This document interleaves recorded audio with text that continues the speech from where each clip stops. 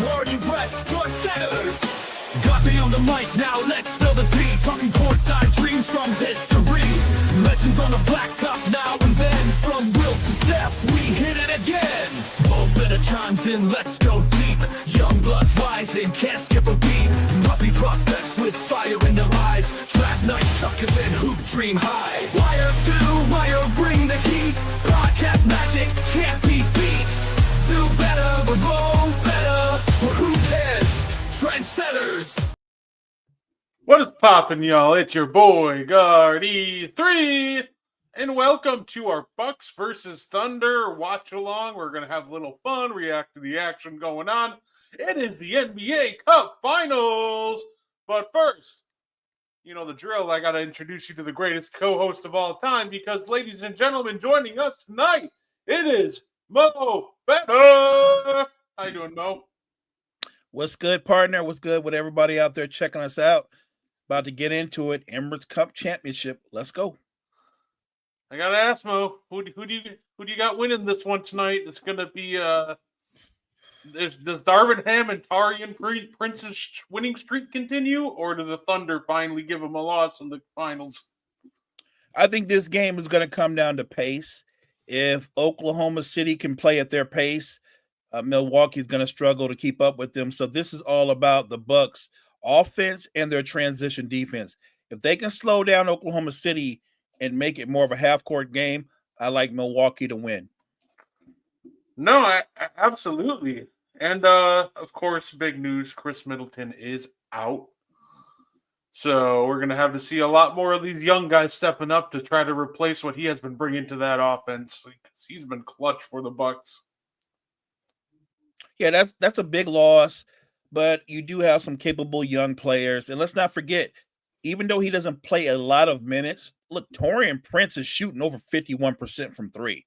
So I think that if Taurean Prince, along with Gary Trent Jr., are going to continue to shoot at the shooting splits that they've been shooting on since this winning streak, I think that's going to help. That's going to bode well for tonight, because you're going to get those opportunities, because OKC will double Giannis from time to time. You know that's coming. Giannis is a great passer out of the double team. So Taurean Prince, Gary Trent Jr., they're going to get those opportunities. They have to make open shots. No, absolutely. For sure. I completely agree with that. Taurean Prince has been huge, just knocking down threes, just being absolutely clutch for us. I love to see it from him. Very much the guy that I thought we were getting has showed up so far. I'm jealous, because when he was on the Lakers, he didn't shoot this well. He has shot really well for you guys during this streak. A guy that I was big on when you guys acquired him, Gary Trent Jr., he's picked up his play after a really slow start. So Middleton is a loss, but you do have capable rotation guys that can come in and supplement his impact. Oh, for sure. Yeah, this NBA Cup Tournament Finals has been great. I got to admit, Mo, I'm a little annoyed though with the NBA, because we're hearing this conversation about why are the ratings down and all these other things, but when the NBA is talking about a matchup like the Thunder and Rockets on their own official NBA app, right, and page, they're like, well, this isn't the premier matchup that the league wants. What do you want? These are two of the best teams in the West right now. I don't know what we're trying to complain about here. I just think that the negativity like that, and it's almost in general for a league as big as the NBA is, they really crap on their own product a lot and then wonder why nobody wants to watch, said product. A lot of people still tune in, but the numbers are going down, and I think a big part of that's just the negativity that the NBA itself pushes. I agree with that. I think the league has to do a better job of promoting itself. And normally the stars promote the league really well. But there's been a little bit of a backlash, and I get it, right?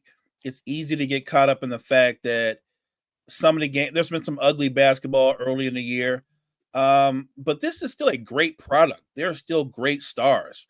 And I think that they need to get back to promoting, and this is something they've done better than any league. They promote their stars. I think they have to get back to promoting their older and their younger stars. Yeah, absolutely. And they got to hype up teams, right? Like that was, kind of big in the 80s and 90s. Remember the great players, but we also remember the iconic teams like the Showtime Lakers. And just there are so many different teams with identity and everything. And Oh, I agree. as this is not the start that the Bucks were hoping for, that not great.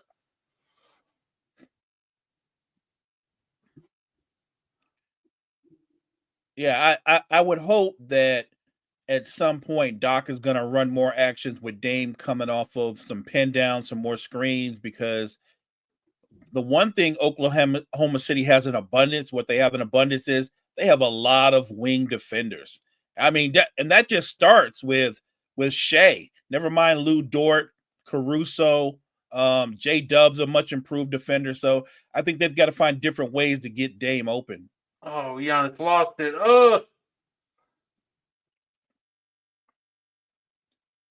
Hartenstein with that push shot, man. That's crazy. I think, and I think we're seeing it so far early from Giannis is he's being physical with these guys, and he's a lot bigger than everybody on the court, not named Hartenstein, and even Hartenstein got driven back when Giannis went into him. So, good hit. Good hit. Here we go. Oh, little flow. Oh, we lost it. Oh, travel. Yeah, Taurean Prince is playing with so much confidence right now. Yeah, no. If he shot that last year, I would assume that would have been the biggest brick of the century. But all the credit in the world to him. He's bought into the system, and he's been great at spacing the floor. Just exactly the 3-and-D role player that I was hoping he would be. Oh, careful, Giannis. Brooke, slow down, buddy. Just slow down. Yeah, don't try to do too much.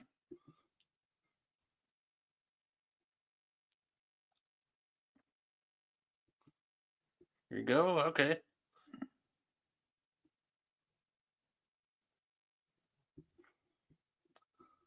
think we already found the OKC game plan of just try to put Dame in every pick and roll. Yeah, that's smart. I would involve him in every action. Well, they're involving Dame and Brooke. You're not going to be able to get away with drop coverage, even with Hartenstein, because he can make that little flip shot. Yeah, I'll give Dame credit though. He this year he hasn't been giving up on plays. He's been trying. He's still, I wouldn't say he's still not a good defender, but he's been putting more effort in on that end this year than a lot of different other years. Giannis goes to shoot this free throw. It is up and in.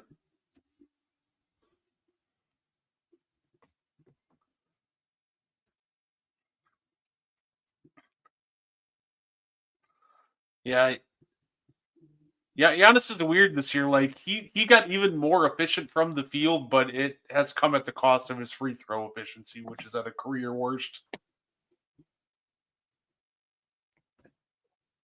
And I think that's his biggest. If he's got a flaw in his game, I don't care about that. He's not a range shooter.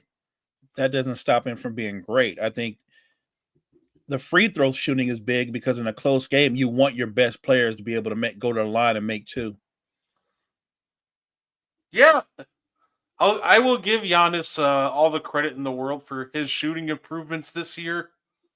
I've said it. He doesn't. I've always said that he never even needs a 3-point shot. Really, he just needs a mid range. And that's what I said. Going from 5 years ago, like in 2019, this is a guy averaging 5 3-point attempts a game. And now I think he's taken 17 all year, but he's shooting a career high from the mid range. So he this year he's like completely bought into. Yeah, I don't need a 3-ball, let me get my mid-range going, and it's paid dividends this year. And I love that about him, that he's recognized that there's no need for him to shoot threes. Like, he's going to shoot some from time to time, but if he's improved his mid-range, that opens up his ability to drive. So I'm good with that. I don't want Giannis launching threes left and right. I want him working from the free throw line in. No, for sure. That's why I was so caught off guard when he took that really bad 3 at the end of the Celtics game. That caught me so off guard because he hadn't shot one in weeks. Then all of a sudden, in clutch time against the Celtics, he just lets it rip. I'm like, oh my goodness, what are you doing? I'll give him credit. He said he shot that because he was confident it was going in. Oh, okay.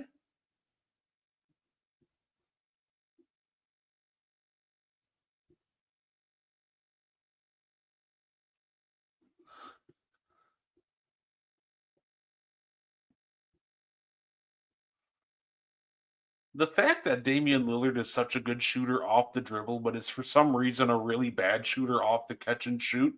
Well, he's not a really bad shooter, but he's not as good as you would think he is off the catch and shoot. It's weird. I think Dame might just be one of those guys. He's better when he actually raises up and his shots are contested.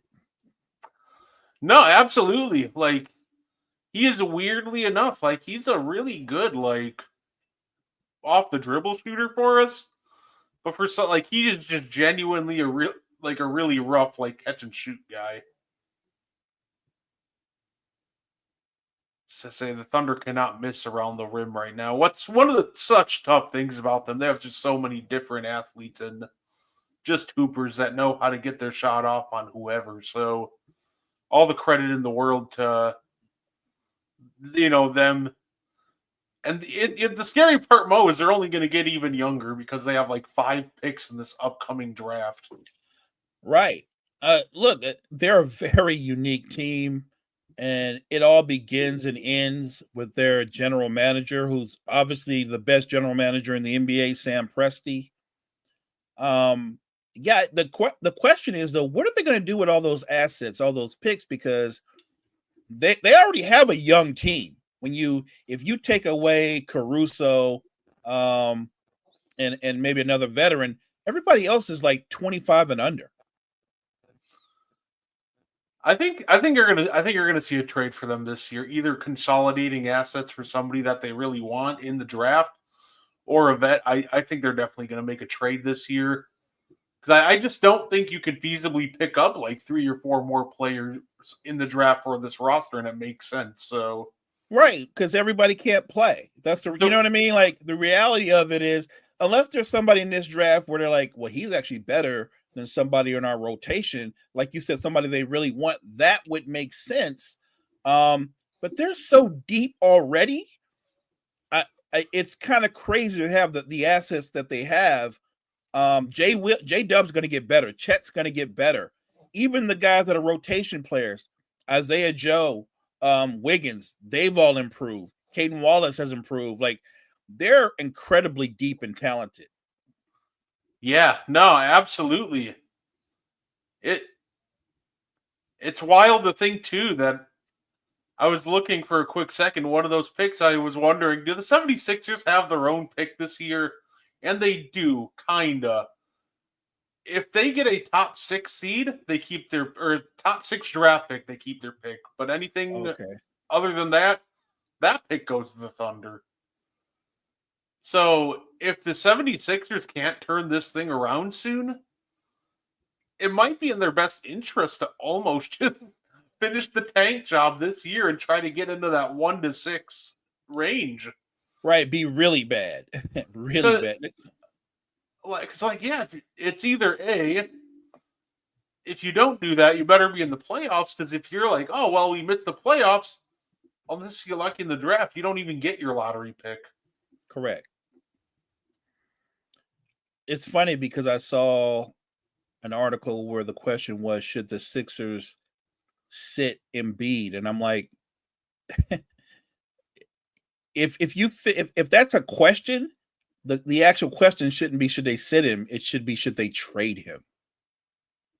And and the Uh, and the obvious answer to that is yes, you should trade him. The value on him is declining because his body is in decline. Yeah, I would trade him I would trade him in a hot minute. Me too. Him and obviously him and Zion are starting to look like people that should be moved. Look, it's part of sports. It happens. You have these really gifted, talented players who, for whatever reason, their bodies they just can't stay right. They just can't get right. Eventually, you've got to move off of that. And Daryl Morey's mistake is he's very old school, and I feel like he's going to hold on to Embiid to the point where Embiid can barely move, and then he's going to try to move him, and the value won't be there in terms of what you get back in return. Come on, Brooke. Come on, Brooke. What's up, Jory? I'm kind of convinced that Isaiah Hartenstein has never missed a push shot in his life. It's not a beautiful thing, but if you're a Thunder fan, it's a beautiful thing because it goes in like consistently. What I like about Hartenstein, and you do too, Brett, is he's a terrific passer. You can initiate your offense through him. High level, super high basketball IQ. He just made a great pass to Shea. Like I said, he's a terrific passer, and he hasn't been a disappointment since coming back. 12 points, 12 rebounds, 4 assists a game. And this is the part that's kind of all right. If you're the Bucks, you have a lot of size. You have the size advantage right now. Okay, good hit, Brooke. But you have a size advantage right now. Hart just went to the bench. Just be aggressive and get to that rim.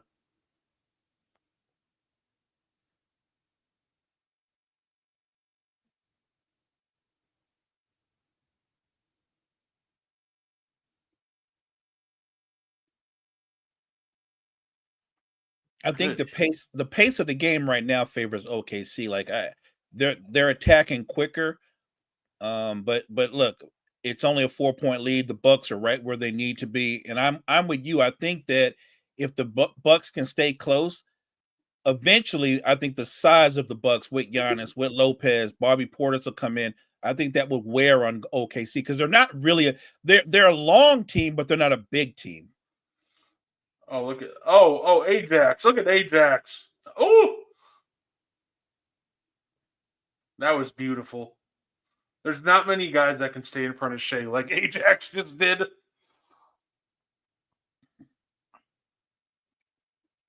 I love the Bucks are seeing this, even though that didn't go down. I love what they're doing because kind of OKC just tends to overhelp on the weak side, so that corner is always open against them. So you're seeing a lot of just Damian Giannis, just deep penetration and kick into the wide open corner three.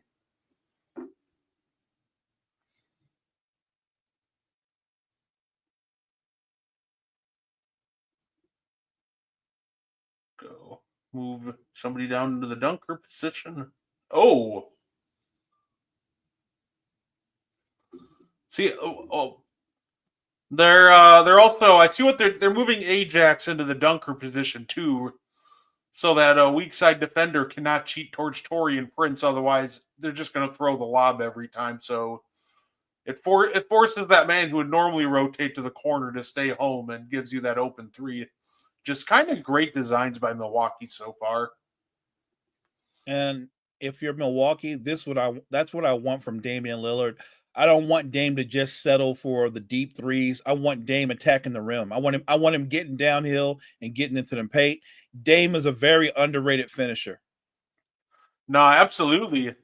And he is one of the best foul baiters in the league. So I would say if you were going to rank the foul baiters, top of the list, Trae Young, Dame, and even though he's older, Harden is still getting to the line 9 times a game.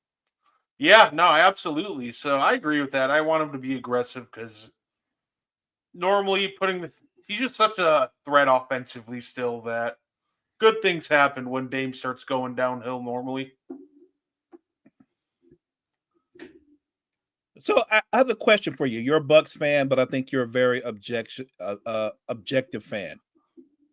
Do you think the combination of Dame and Giannis is the best duo in the NBA? The best duo in the NBA? Right.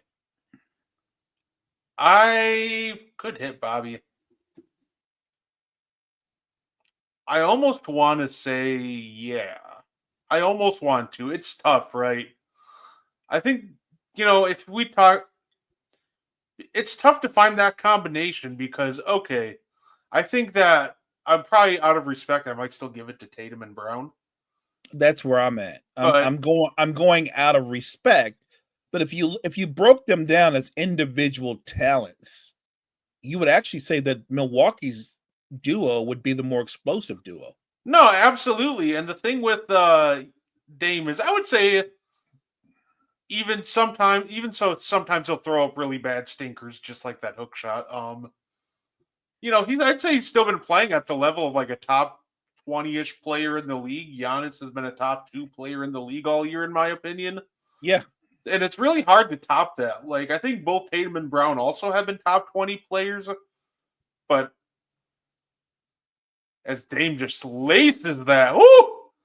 But yeah, I think there's a real argument for Dame and Giannis to be the best 2 in the NBA, just because Damian Lillard has kind of been showing that last year was looking more and more like it was just kind of a fluky off year. And him coming into form with Giannis still playing at best in the world level, that's tough to argue against. So as we go to break, Bucks up 22-20. Let me ask you this question. We're having fun. We always like to chop it up and get onto different topics. They were talking on Kevin Garnett and Paul Pierce's podcast. And the question was, can you be a top 10 all-time player and you were never the best at any time in your career, you were never the best player in the league? Is that possible?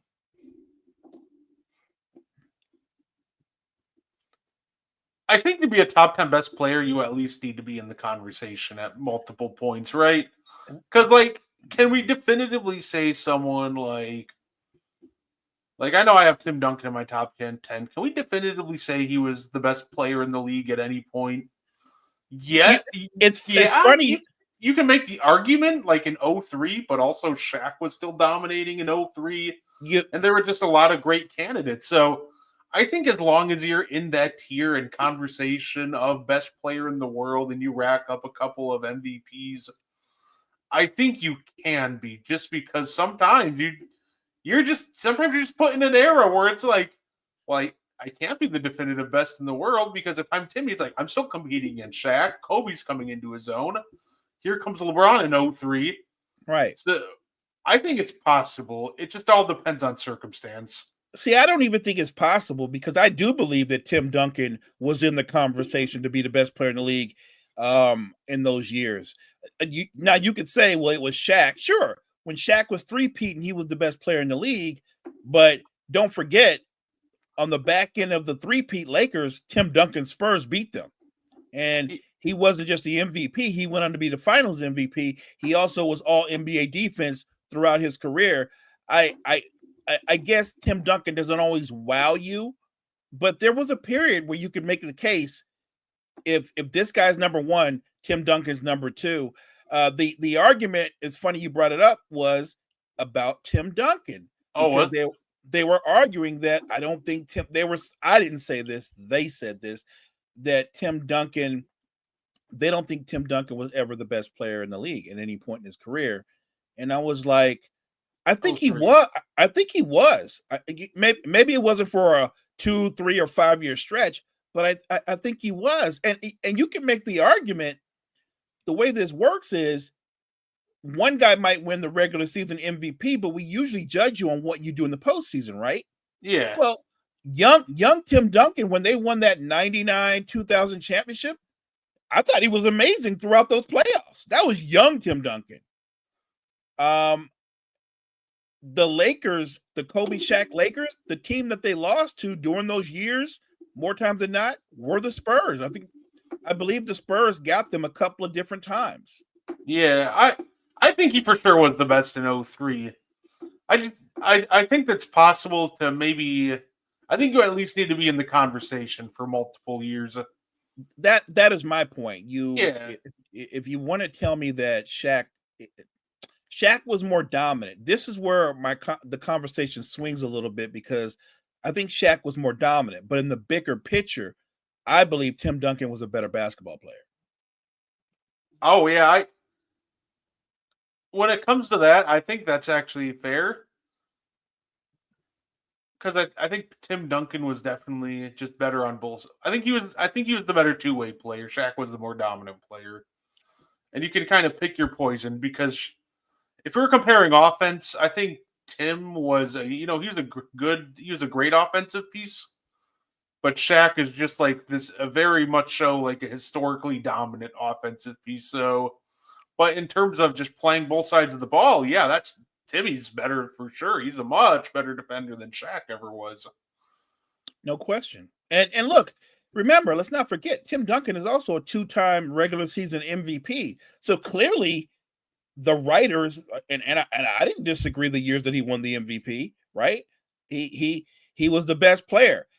I think people get lost in the sauce that as great as Shaq has been, Shaq's only won one MVP. Oh wow, well, really bad pass by Andre Jackson there. Hey, your favorite players in the game, Pat Connaughton. I want to hate this lineup, but I also don't. Like, I hate watching, Pat and Bobby. Oh my, good hit! You can't even do anything about that. Which Shane's gonna do that? Just not tip your cap to him. Good hit. I hate the Pat and Bobby duo playing, but I love AJ Green, Giannis, and Andre Jackson playing together. So I'm very unsure about this lineup. I think AJ Green is a very underrated defender. Because as guards go, the guy is ripped. Like, he's physically strong, can get into your body, underrated athlete. I think he has all the makings of being an elite 3-and-D guy over time. Yeah, and I absolutely think he does. I think he does too, and he's definitely shown progress potential. That oh boy, Derry Bird. Right. If anybody doesn't know, that is Milwaukee Bucks legend, or as appropriately nicknamed, Derry Bird, as Shea nails a three.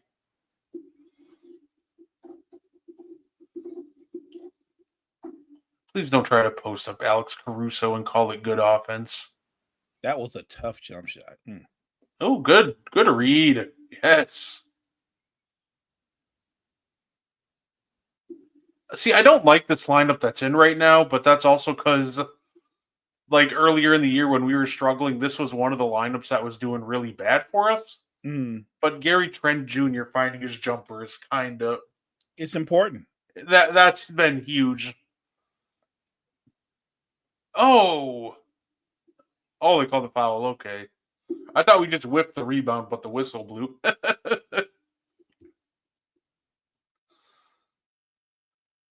think that just definitely think that was one of the reasons that this lineup was so bad earlier. Just with Gary Trent shooting like 20% to start the year, that's just brutal. Yeah, he got off to a really slow start. I mean, everybody did to some degree. I just thought that they had to gel. You and I were excited because we liked the fact that Doc was finally implementing some younger players. Alrighty, so some Lakers fans might eviscerate me, but Shaq is a little overrated to me. Mind you, I was born in 01, but all he did in my eyes was be big and dunk.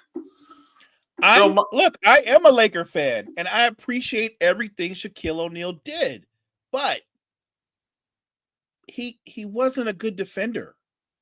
And I know you can point to where there were years where he averaged 2 blocks a game. Don't let your fandom overrule your knowledge. Manute Bol averaged 5 blocks a game, and everybody posterized him. He was not a good defender. Don't just look at shots, block shots per game. Look at impact. When people attack the Lakers, the guy that they attacked the most, it wasn't Kobe, it was Shaq. Yeah, they were good hit by Caruso there to end the quarter. 31-27 OKC going into the second. Yeah, no, people make fun of, is it gonna count? 2-1, is that ball out of his hands? Oh, I don't think it looks like it.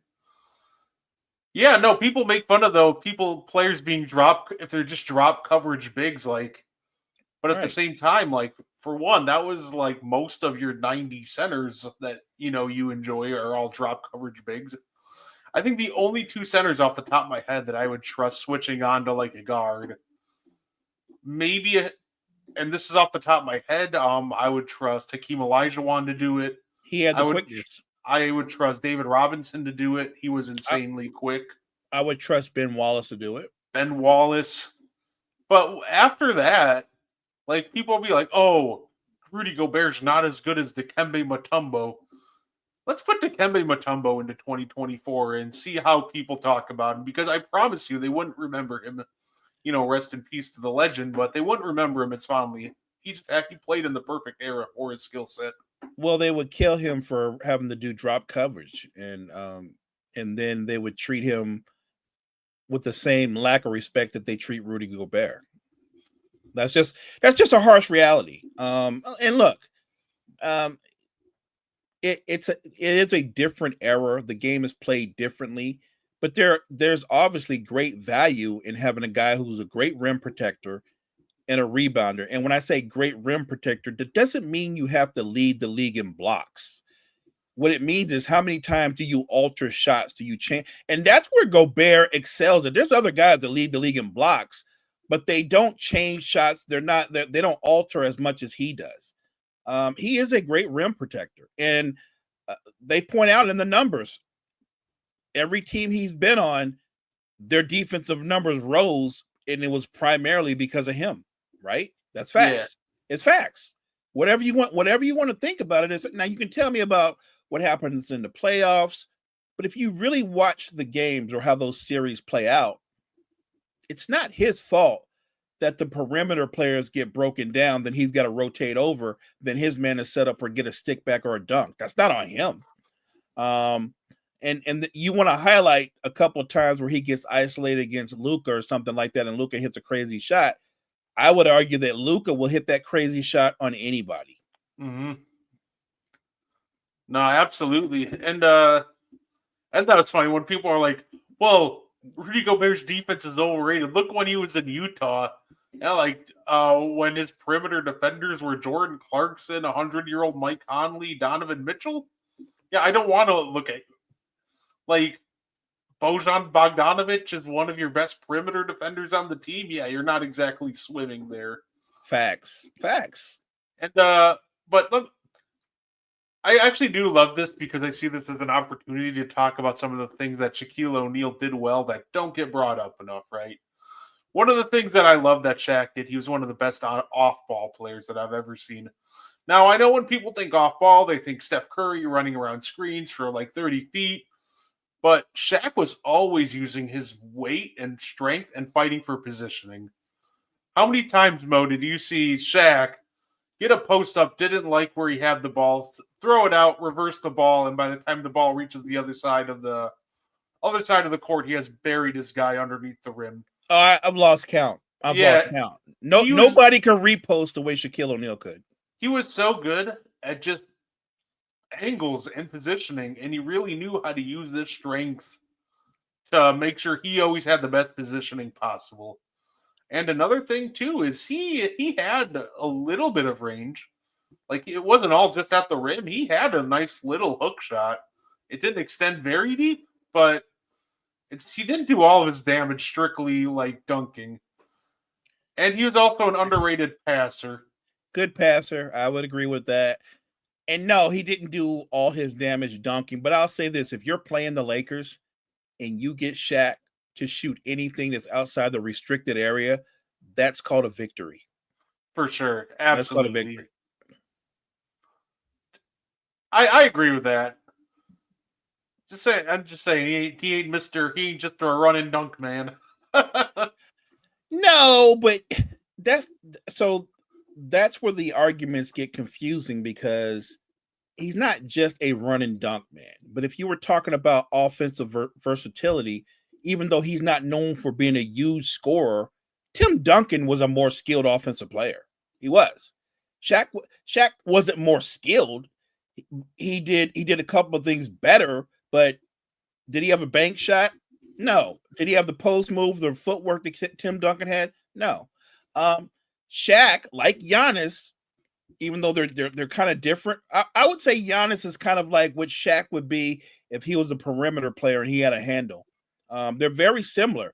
You know what I mean? Right. Yeah, you know what I mean? my Giannis is relentless that way.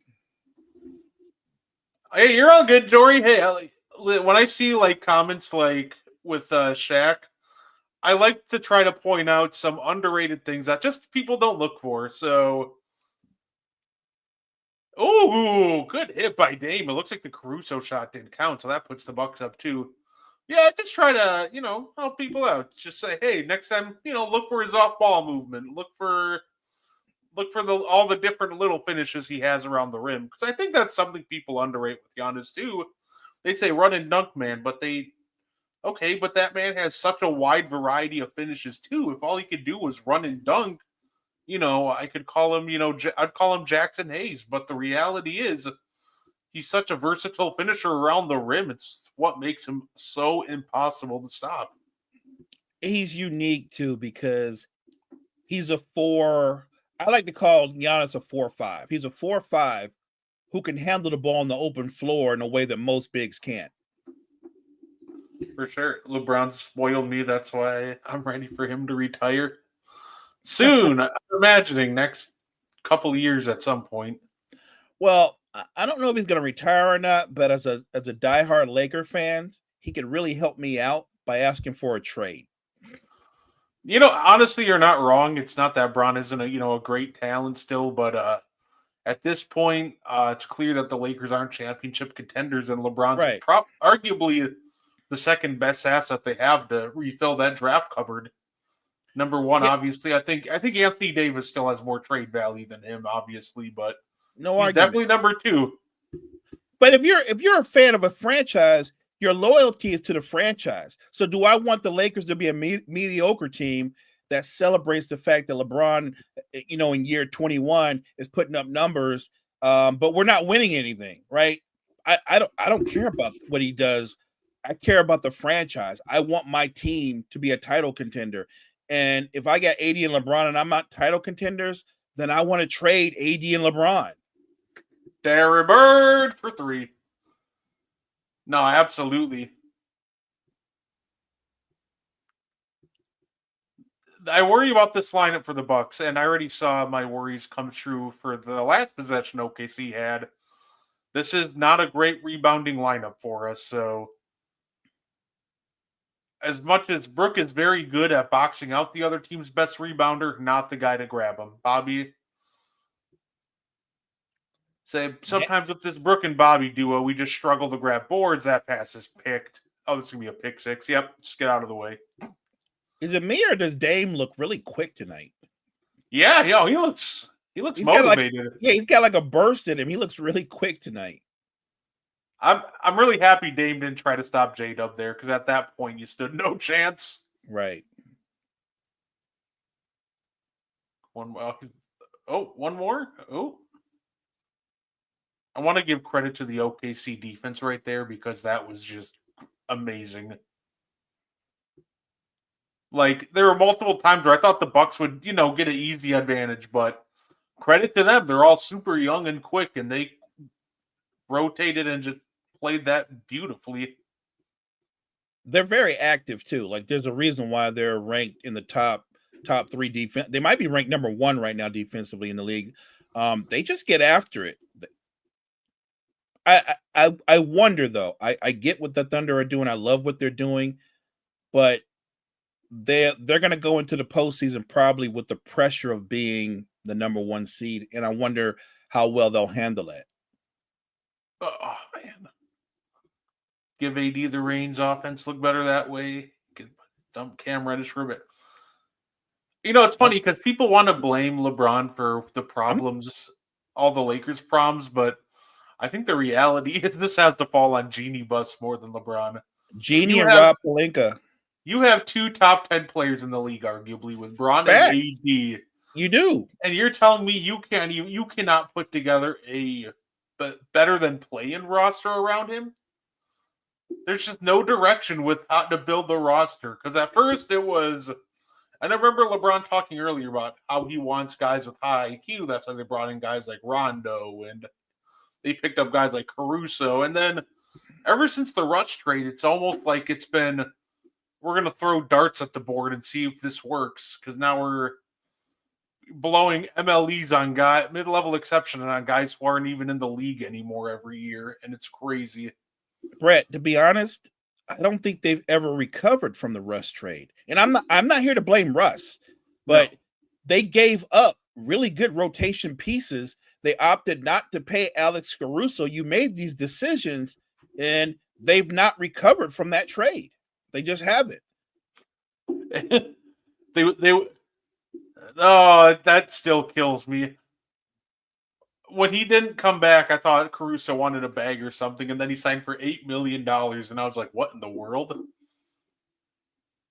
And tell me this, when you saw what Caruso signed for, were you not stunned that the Lakers didn't keep him? Like, how did that happen? Yeah. No, absolutely. Oh, rimmed out. That caught me way off guard. Because I can't. No, go ahead. No, I'd say because I can't remember who they picked up instead of him and who they all added that offseason, but I remember just being flabbergasted. Like, you let Caruso go for this? Didn't we add one of the we kept adding like Miami Heat point guards that couldn't stay healthy. That's what we kept doing. I think that was the Kendrick Nunn year. Yes. Come on. And then we turned around and we got Gabe Vincent, and he's played a little bit better of late. But look, at some point we need to talk to Pelinka and the scouting staff and go, those Heat point guards, they don't pay off.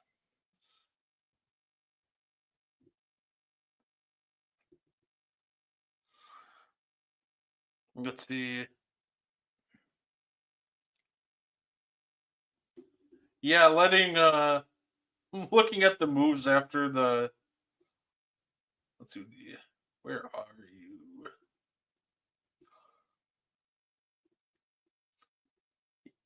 Don't start on Vincent send his behind back to South Beach. I don't think the Heat will take him. I think they'd be like, yeah, we're all right here. Right, we're good. And look, by the way, in no way do I think LeBron is to blame for the Lakers' problems. I'm just pointing out something that's kind of very obvious. He's not part of the solution. That's all I'm saying. It's not on him. He's putting up numbers, but they don't impact winning. He's just putting up numbers, and I give him credit for that. But I'm loyal to the franchise, and I need the franchise to make moves for the future and not hold on to older players that might get you into the play-in like that. That can't be the goal, to be in the play-in. Yeah. Yep. I found it. I found the 2021 where they let Caruso go, and they just straight up, they're like, yeah, you were good in 2015. Let's add you. Because that's Melo, Trevor Ariza, Kent Bazemore, Avery Bradley. Like, if I was trying to build a franchise in like 2015, I'm all over all of those guys. Right. Let's say competitive game so far, 37-38, or say OKC up 1. The rest is absolutely pathetic. Yeah, fair enough. I felt so bad for our guys from Hoops Temple, all of our Kings fans, Mo, when I saw what happened, how they blew that lead against Denver. Oh, and lost that game at the end. Jamal Murray comes out of hibernation to hit a game winner on him. I'm like, oh. That was a really good game, but that was a tough way to lose. Mm-hmm. It looks like they had a great play drawn up at the end. DeRozan just lost control of it, and instead of getting a dunk, it just ended up forcing a fadeaway at that point. Right. Yeah. Oh, Dame.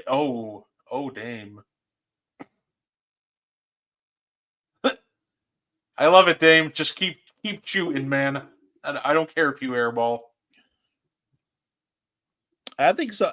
I think here we are in the second quarter, and if you look at the score, I think the Bucks are doing a good job, more or less, slowing the tempo down.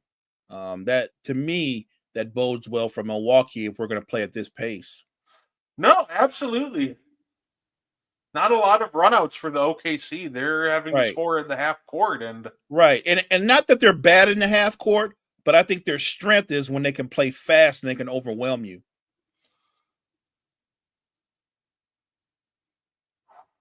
J-Dub.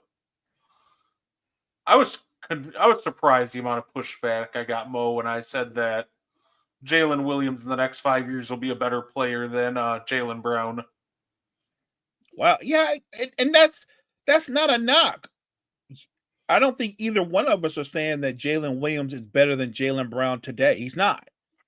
We're talking about in the next 5 years. I don't even know why that's hard to fathom. I would say offensively, he's already a more fluent offensive player. He's not the defensive player that Jaylen Brown is, but he's not a bad defender by any means. And you're telling me that the younger, more gifted player won't be better in 5 years? I'm going to push back on that. He's going to be a better player. Oh, absolutely. You know, I definitely appreciate you in the chat, Jory. If you ever want to come up on the show, just let us know. We'd love to have Jory in the four. Hey, Bling Jory, Kyle, Key, come on in. Let's go. No, absolutely. I'll say Bucks are looking pretty good tonight. Some of the shots are questionable. Brook does not need to shoot every 30-footer he gets. No. He wants to prove I'm still Splash Mountain, and I'm like, Brook, you don't have to prove to anybody, man. Just please stop bombing 30-footers with 15 seconds on the clock. Fair. I'm all for Brook shooting threes. It's a great asset, but sometimes he just takes the most mind-boggling ones, and that's where I have a problem with it sometimes. Just please come in a little bit. And he doesn't do it often, but Brook's actually effective when he gets in the post. Yeah, no, absolutely. Say he's already had a couple of good looks that just unfortunately haven't fallen when he got point blank, but say just keep at it. One thing you can do against this OKC team, when Hartenstein's not out there, they're small. So we just got to keep punishing them inside and keeping the game slowed down. Don't let them bomb you away from three, which we've done great. We're actually right now +6 in that 3-point department. So how good are they going to be when they get Chet back? And Chet's quick enough and athletic enough to where he and Hartenstein could be on the floor at the same time. That's an absolute nightmare. That Chet and Hartenstein are what the Cavs wanted Mobley and Allen to be all those years. No, I think. Kidding, by the way. Those two are actually doing great this year. They have played well. But no, it's terrifying. They both add just absolutely different dimensions to the offense. Chet is just a much more dangerous. He's a more dangerous shooter from distance than Ihart, but Ihart's such an elite passer. Right. The one thing they were running before Chet went down, with a few times they did play together, which I thought was a lot of fun, is they were running Hartenstein Chet pick and pops. And it was a ton of fun to watch just because getting Hartenstein going downhill. He's such a great passer. He can spray it out anywhere. So I'm excited to see when they're both back. Let me ask you a question. We talked about this. If Cleveland finishes with the number 1 seed in the East, do you think they have a straight path to getting to the NBA Finals? It'll still be tough. Now, are you saying that because the other teams have more talent? Or are you saying that because here's what I think. I'm sure Cavs fans will disagree. I think Donovan Mitchell is terrific. I'm not convinced he can be the best player on a title. I just don't think. I think everybody has a ceiling. I don't think Donovan Mitchell can take you to a finals. I think other teams just have more talent. I think obviously we'll start with the obvious. Even if they get the 1 seed, the Celtics are still more talented than them. They have to get through Boston. I think that. Let me ask you. Let me put a different spin on it. Cavaliers have the number 1 seed. We're talking about Shea. We're talking about Giannis. But if the Cavaliers finish with the first or second best record in all the NBA, is Donovan Mitchell considered an MVP candidate? I think he'd be in the top 10. I don't think he'd be an MVP. I don't think he'd be in the top 3 or. I think you could get up to number 5, but I don't see the path for him getting into into the top 3 very easily. No, and I exactly. But you're saying this because you're kind of making my point. Because at the same time, you're also saying the Cavaliers don't have as much talent as other teams. Is it because is Donovan Mitchell a top 5 player? Probably not, right? No. Even with what they're doing right now, are you positive he's a top 10 player?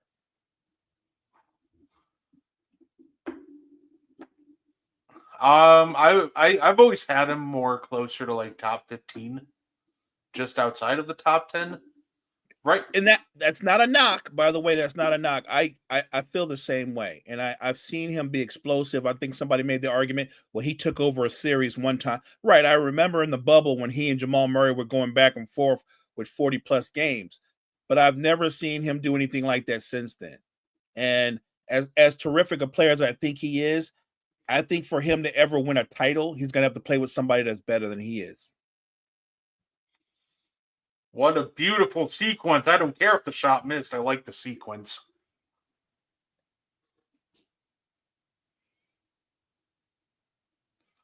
Yeah, no, absolutely. I'm a big fan of what they're doing over in Cleveland, but yeah, I just think there are other teams that are still more talented, especially when we start getting into that top end. I like the Mitchell Garland duo or Mitchell Mobley, whichever duo you want to run with, but I think there's more talented duos just in the East alone, and just more talented teams. But it's a really good duo, and ultimately, for sure, you can talk about the talent around you, but you usually start with your best player. Do you think Donovan Mitchell is a franchise player? I think he could be the best. I think he could be the best offensive player on a championship. But see how you qualified that, right? I'm not arguing that. I don't think he can be the best player on a championship team. That's all I'm trying to get to. I'm not anti Donovan Mitchell. I think he could be the leading scorer on an NBA championship team. I don't think Donovan Mitchell can be the best player on a championship. It's just that cut and dry. That's not a knock. That's just how I see. And he's not the only one like that. You and I talked about this. We could go through the league, and some of the best player in the league, I feel the same way about. I feel the same way about De'Aaron Fox. I don't think De'Aaron Fox can be the best player on a title-winning team. I just don't. Right. He almost falls into that same sublet where I think it's possible for him to be the best offensive player. Oh, good lob. Oh, it doesn't. He was fouled on the pass. Okay. Yeah. But yeah, I think he'd be the best offensive player, and that's fine. That's the fact. Some people might see that as a knock, but at the end of the day, if you're good enough to be the best offensive player on a championship team without being the best overall player, I think that's great. Ooh, okay. Nice little sideline out of bounds action right there.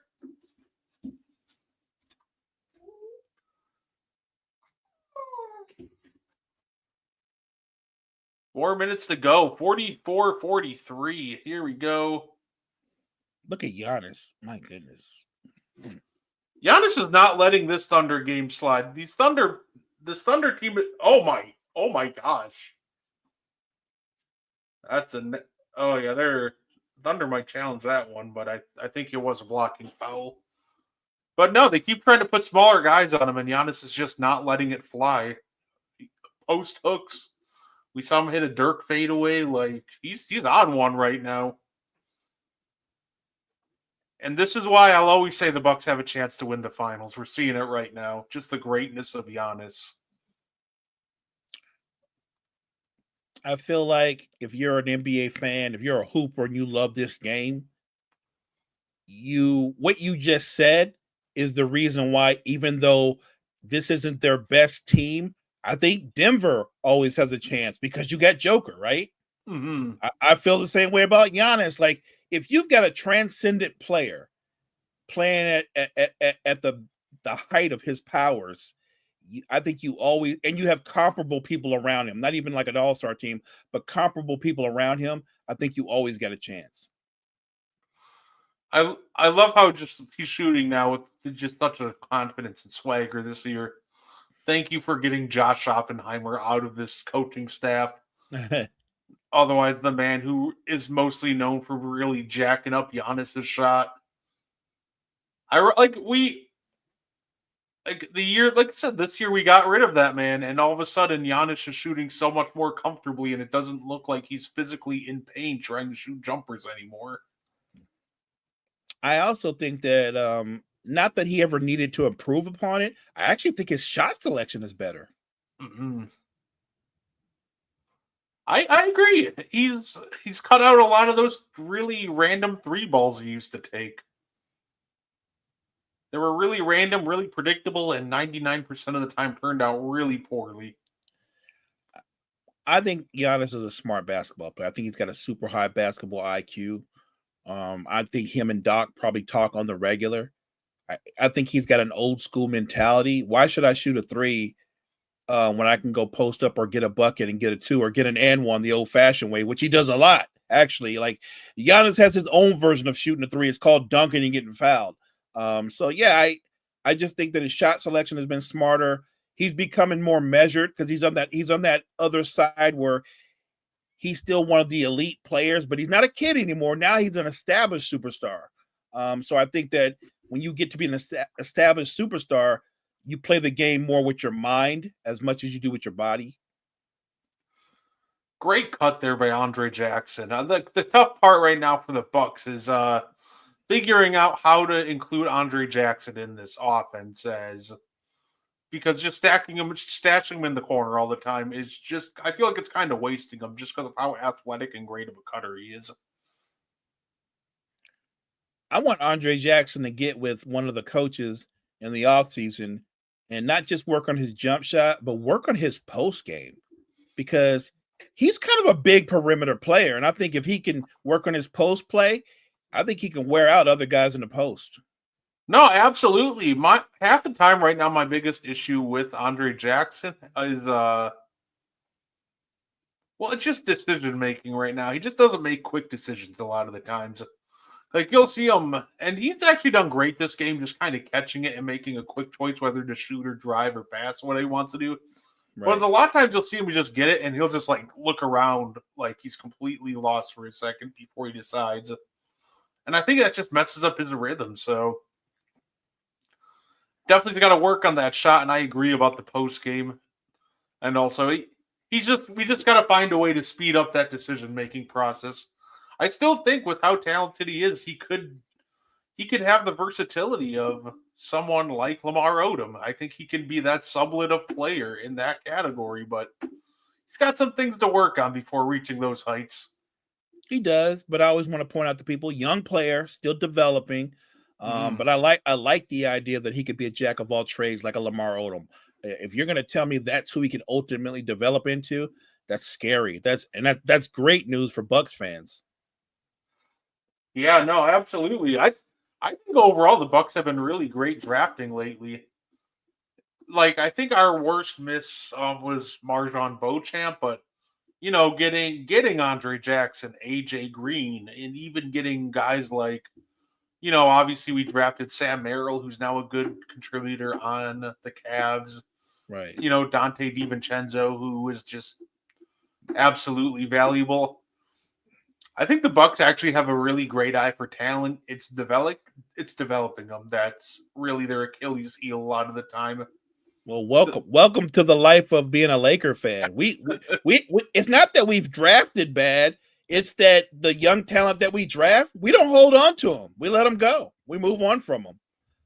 Think about the guys that were in the Lakers. Jordan Clarkson has been a 6 Man of the Year. Julius Randle's been an All NBA player. Brandon Ingram's been an All Star.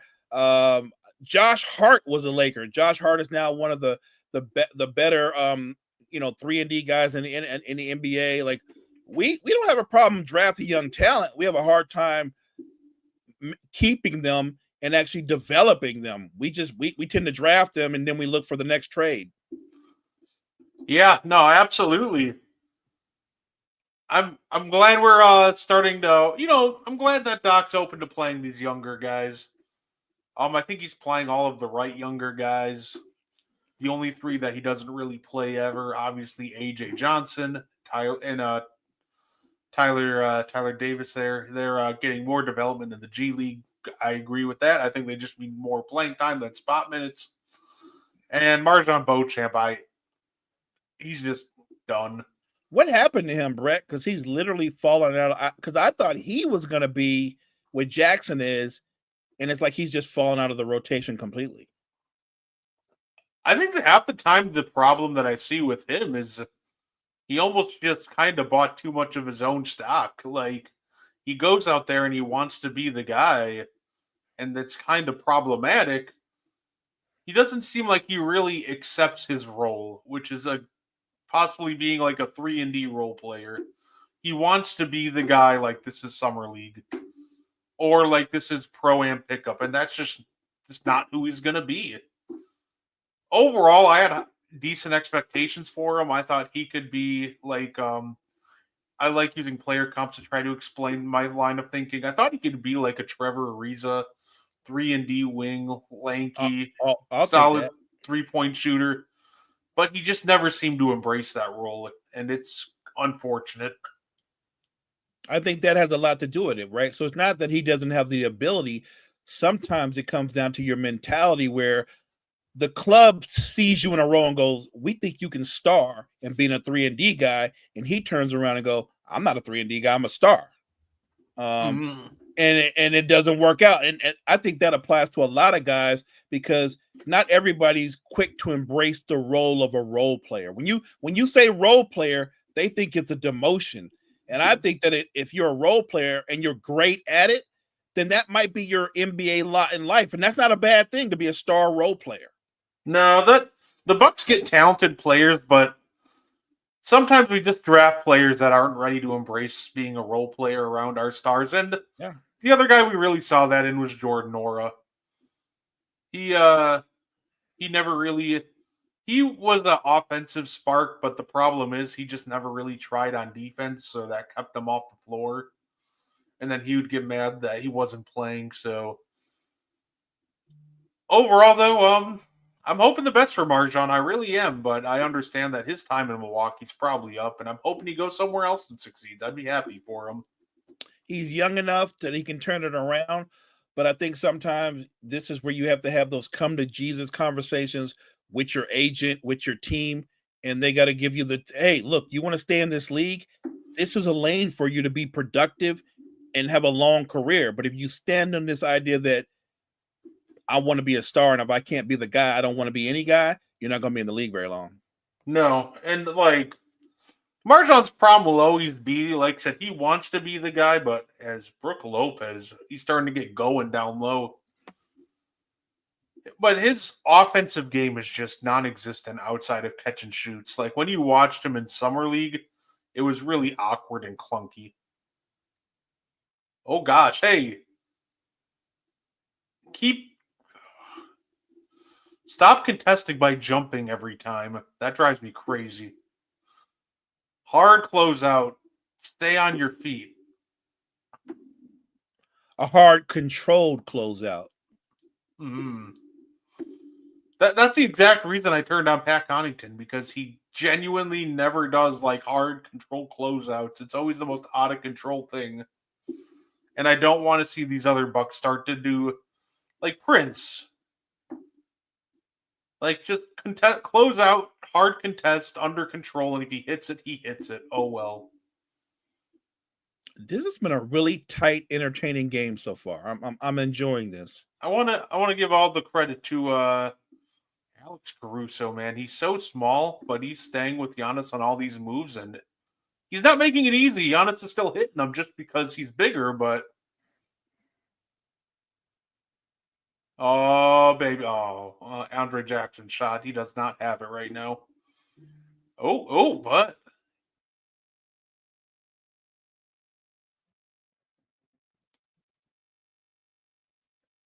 corner three. Caruso is nope, but Hartenstein with the rebound. Get up, Brooke. Get up.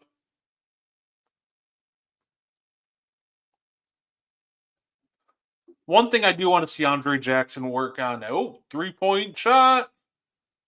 Here comes Giannis. 5-4. He's going to try to beat the buzzer to close out the quarter.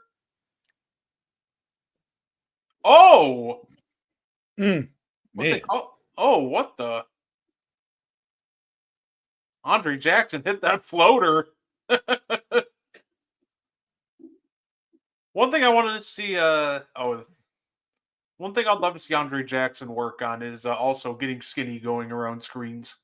Sometimes he can be picked off a little too easily, and he's a bigger guy. I get it, but I think there's some work to be done with his screen navigation.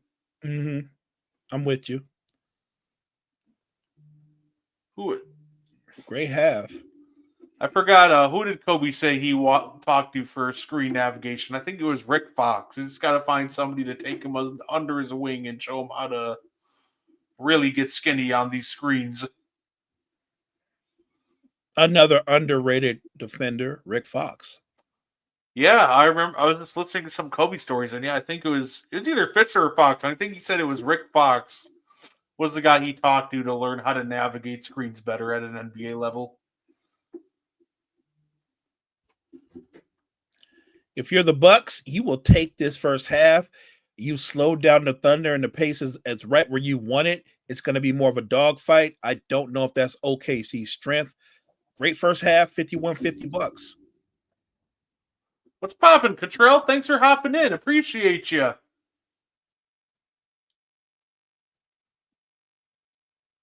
Yeah, no, absolutely. Here's an interesting report that I just got. Nuggets targeting Zach LaVine, other targets Jordan Poole, Jordan Clarkson.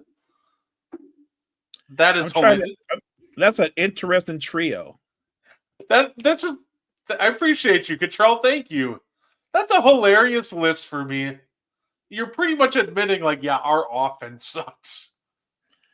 They need another shot creator. They need another shot maker. I think all three of those guys answered that call, but you would have to send back some bodies because the LaVine's got a lot of money on that contract still. And I don't know if LaVine would work. I feel like just for continuity and chemistry, you might want to go with Clarkson. I wouldn't mess with Jordan Poole. Jordan Poole just came from the Wizards where he thought he was he was the man, but it just showed you that Jordan Poole actually can't be the man. What he is a very good sixth man who can be explosive off the bench. But if Jordan Poole's your best player, you are absolutely a lottery team. Coming to the Nuggets, maybe if you're going to put Jordan Poole as the first guy off the bench to give you some firepower, that could work. Jordan Clarkson is a proven commodity, though. He's also a former sixth man of the year, a bucket getter. He's a veteran. I think if I have if you want to go long term, Jordan Poole might be the way to go. If you think that he can accept the fact that he's coming to a team where he's not going to be the number one, the number two, he might be the number 3 option. I'm going to say he's probably going to be the number 4 option. If he can handle that, he'll be good to go. I just don't, because Jordan Poole's got a huge ego. I just don't know if his ego can handle being put in a certain role.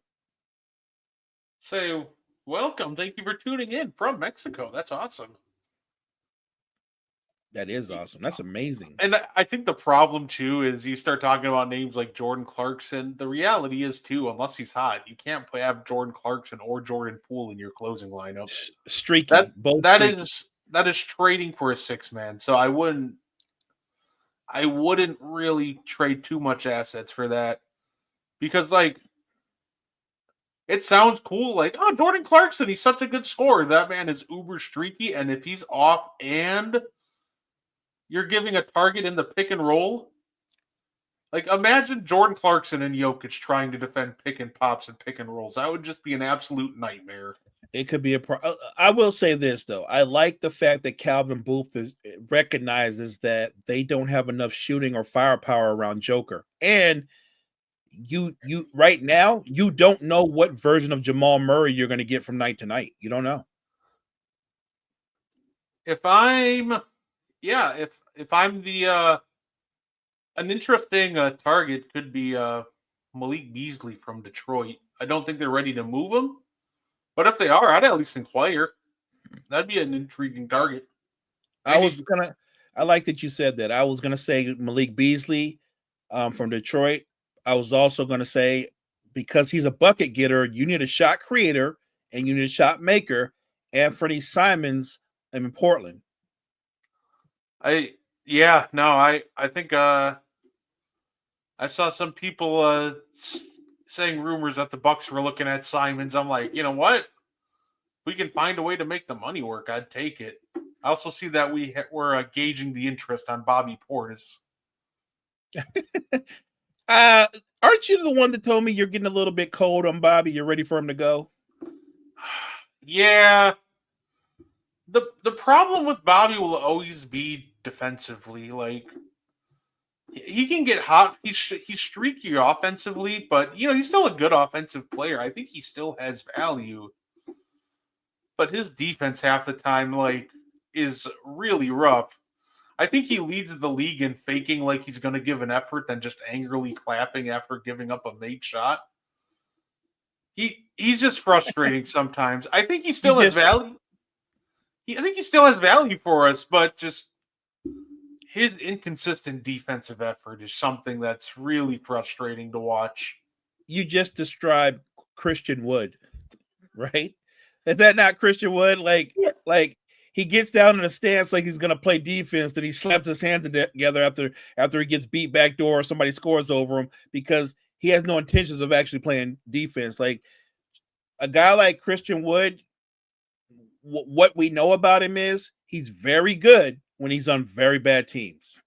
If he's on a bad team and there's no expectations, he's going to give you 20-9. He is. And then when somebody goes out and gets him and goes, man, we get this guy in our rotation, and you're going to find out with pressure, with expectations, nope, not that guy. Not trying to be. He's not trying to play with any type of pressure or expectations. Yeah, and the thing, and he was obviously good for us in 2021, and he's been good since then. But I think the big part of 2021 is most of the time, at least his defense was serviceable.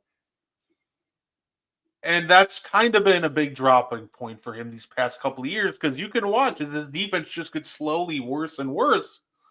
And 90% of it is just, it doesn't seem like he just pays attention to detail. Like, I love Bobby. I'll always respect the man. Helped bring us a title, in the words of the great Darvin Ham, salute. But, man, just watching and just, if he would just focus a little more on defense and just put more pride into that side of the ball and just really clean up the defensive mistakes that he makes, which some of them he can't do anything about because he's always going to be slower footed. So he's going to get blown by occasionally. But if he would just get rid of the other mental lapses that he can control, I'd be back on the please Bobby stay train. Okay. So let me ask you this, even though it's not going to happen, you would want Bobby Portis to be more sound like Aaron Gordon, right? You know what I mean? Like, yeah, Bobby's a little bit longer than Aaron Gordon, but Aaron Gordon he's an outlier because while there are guys longer than him, he has the physical strength and athleticism to guard bigger guys. And he doesn't take bad shots. Like Aaron Gordon, it definitely the epitome of the guy that knows his strengths and weaknesses. Yeah, like at the end of the day, like I know where I'm not gonna. I know he's not gonna be a positive defender, but if he can get to like slightly negative defender, and best case scenario for me, just being a neutral defender, all of a sudden, like that changes a lot for the Bucks, and he becomes just that much better. Right. So I don't know if you've been checking. I think you have.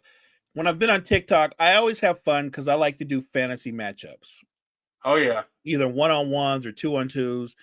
And I think the one that I got so much feedback I did Clay and Steph in a game of 2-on-2 versus Isaiah Thomas and Joe Dumars.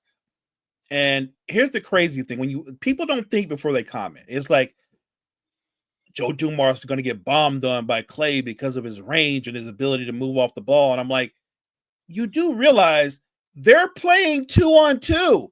There is no Draymond to set a screen.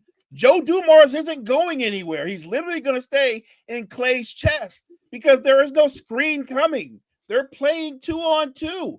He also knows Clay doesn't have a handle. No, Clay's not going to bomb on Joe Dumars. That's not reality. The reality is Joe Dumars can actually put the ball on the floor, and he's quicker than Clay. Clay's going to have – remember, it's 2-on-2. I got to remind people.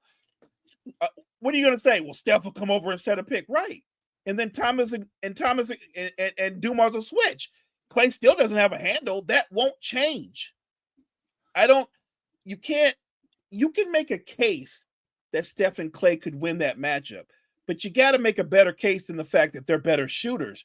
You're playing a game on 2-on-2. There are not three other guys on the floor that are going to set picks for. You're not running around coming off pin downs. It's really, when you play 1-on-1 or 2-on-2, it actually comes down to just your own ability. In a game of 2-on-2, Clay has the least ability of either of those two teams. It's not even close. yeah. When it comes to I think that obviously they'd have a chance because at the end of the day, if you have Steph Curry, you always have a chance. No But question. But I think people also overrate just how good of a creator that Clay is offensively. He's not a creator. He's a reciprocator. He's not the guy that's going to create a ton of offense. He's great off the catch and shoot, but if you ever watched him actually try to isolate, it's not good. It wasn't great. Even in his prime play, he wasn't some isolation scorer. He was really good at playing off others. So I think in a 2v2 setting, Clay just struggles hard in that scenario. Right. And I get that, and that's why I try to explain to people. Now, if you put them on the floor and let's just say it's 5-on-5, Steph and Clay are gonna eat all night long. That's a completely different setting, but that's what I was trying to explain to people. Like, what do you mean about his movement off the ball? There is no movement off the ball. They're just two dudes. No, Draymond's not there. Looney's not there setting a pick for you. You're literally at the mercy of your own ability. I would say Clay's isolation bag consists of a post-up fadeaway that never really works. I think I did a 1-on-1. I think I did Joe Johnson versus Devin Booker. E-book, yeah. I didn't get around to commenting, but I did see that one. I think that's an interesting one. And a lot of people, Booker shoot the lights out. I'm like, the thing about the game of 1-on-1, it doesn't determine who's the better player. It determines who would win a matchup of 1-on-1. If you put Devin Booker and Joe Johnson on the floor with 8 other players, even though Joe Johnson is as gifted as they come, I think Booker, we're talking both at the peak of their powers, Booker would be the better player on the floor. For sure. At the end of the day, one thing that Devin Booker does a lot better than Joe Johnson is passing the ball. He's a much better passer than Joe Johnson ever was. I think I got a comment like that on the matchup, and I deleted the comment because I'm like, your assists per game and your passing averages, they don't factor into a game on 1-on-1, man. You're not passing it to nobody. It's 1-on-1. And that's why I think I would pick Joe Johnson I think what people forget is they're actually about the same height. D-Book 6'6", But Joe Joe Johnson Johnson weighs 6'7". 240. He That's weighs what I was gonna say. 240. Joe Johnson weighs 240, D-Book 205. I think D-Book will have a quickness advantage where will be able to create some space. For sure. But the difference is Joe Johnson pretty much every time is just going to be able to back Devin Booker under the basket and get a bucket. Literally, he is going to crab dribble Devin Booker to death and just bully ball him. There's nothing deep. People forget just how big a player Joe Johnson was. Even now, when you see him in the big three, he is ripped. Like Joe Johnson, he must be a workout demon because he looks like Joe Johnson at the peak of his powers with Atlanta. Like Joe is just so much bigger than D-Book that he's just going to bury him in the basket. Yeah, and he was, and that's kind of what Joe Johnson's game was. He was just a bully. His calling card half the time was he had a great midi, but between his midi and just being bigger than his opponent, so you put a guard on him, he was way too big for him. You try to put someone bigger on him, he was too quick for forwards. He was just such an enigma and just such a mismatch. Really unique, really talented player. I was a big fan of Joe Johnson. I hated when he left the Suns because it's not that I knew he'd be a star in Atlanta, but I also knew that there was a ceiling for them there. I wanted him to stay with the Suns and become a star there, but obviously Phoenix didn't have the money that Atlanta had to offer him. Joe Johnson is, to me, in a different role. Like, obviously in Atlanta, he was the man, but I thought if Joe Johnson could have played at his peak with a better player, we would look at him even better. I'm talking about in terms of how we revere him. It goes back to the earlier conversation. I don't think Joe Johnson can be the best player on a championship team, but could he be one of your best players? Absolutely. Like you just said, could Joe Johnson be the leading scorer on a championship team, Mo? Absolutely. But he couldn't be your best player. Oh, absolutely. Shoot. Let's a fun theoretical, Mo. If the 2013 Nets were all in their prime. Wait a minute. Is that Johnson, Pierce, Garnett? Yeah. If they're all in their time. If they're all in their prime, they're coming out the East. Yeah, I don't even think that's the only thing that would make it. I think the only thing that even makes it a series is if we added if the entire East was in their prime. Right. And then that becomes a conversation because now I'm getting prime Brom, Wade, and Bosh. But even then, prime you're running a lineup with against prime Darren Williams, Joe Johnson, Paul Pierce, Kevin Garnett. That's the guy I forgot. D. Will, yeah. Yeah, and Brook Lopez and even Jason Terry coming off the bench. And that Brook Lopez, that was 20 points per game, Brook Lopez. That's a different Brook Lopez. Like if you're making them all in their prime, what makes it a series, because it's 2013, you're facing the best version of LeBron James. Even though Wade is kind of coming out of his prime, Bosh was still at a high level, but LeBron is at his high level. You and I talked about this. We think 2013 LeBron James is the best basketball player we've seen. I think on that alone, that would make it a great series. I think arguably the only greater version I've seen of, arguably the only greater player that I've seen is maybe for a 1 year peak outside of maybe 90, 91 Jordan. Is there some other versions of LeBron that were truly unbelievable? I think the one that doesn't get talked about enough is, everybody likes to talk about, we're talking about peak LeBron, 15, 16, 17. Don't sleep on how good 2009 LeBron is. I know he didn't beat the Magic, but he was still absolutely insane in that Magic series. He was unstoppable that year. And I could be wrong. I know they lost that series, but I swear he averaged 35, 9, and 9 or something. It was his stat line. His stat line was absolutely insane. He did everything possible to win that series. His teammates just didn't come along.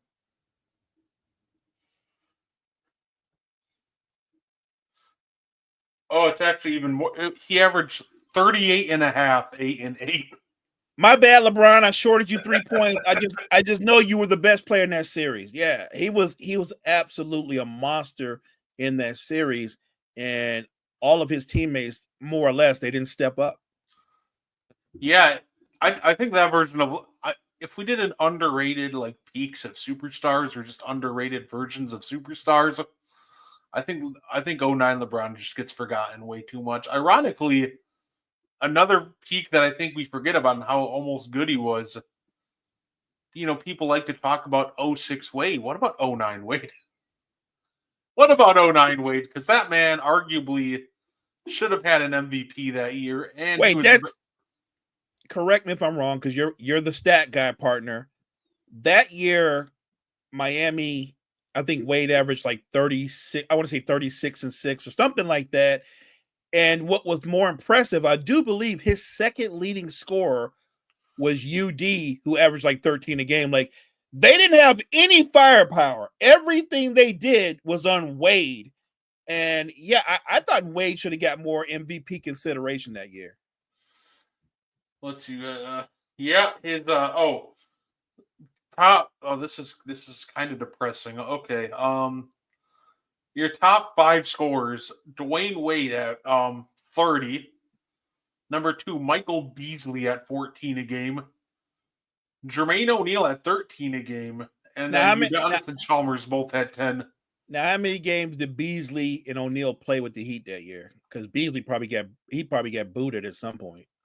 Jermaine played 27 games, and Michael Beasley actually played in 81 and only started 19, so he's more so attacking bench units. But yeah, Wade did not have a lot of firepower around him, and he was amazing that season. Matter of fact, I remember him taking on Joe Johnson's Hawks in the playoffs, and he made that a series when it really shouldn't have been, because obviously the Hawks were a much more talented team. No, absolutely. Was it 2010? I think 2010 is when he matched up with the Celtics and just went absolute insanity. Absolutely insane on him, and just was when he played the Celtics and went insane. To me, he was the best player on that court. The Celtics were by far the better team, but he just prime Wade was absolutely insane. And that little stretch he had from in 08, 09, 2010, he just went absolutely bananas. And it was a ton of fun to watch when he was healthy. Let's not sleep. He was amazing in 2011. He was amazing in that NBA Finals. We don't really talk about Wade in the NBA Finals. Most people talk about how LeBron had a disappointing Finals, but there was a point in that Finals, Wade was on his way to being Finals MVP. He didn't have a disappointing Finals. I think he averaged something like 26, 6 and 6 or something. Like, he was going to be Finals MVP, and they just kind of collapsed. He was having a great series, and they collapsed. Even if you look at Wade's number comparable to Dirk's numbers, Dirk didn't actually have a great shooting series. What Dirk did really well, he got to the free throw line. He lived at the free throw line, but look at Dirk's shooting splits versus Wade. Wade actually shot better. Wade was the better player. The Heat just came apart.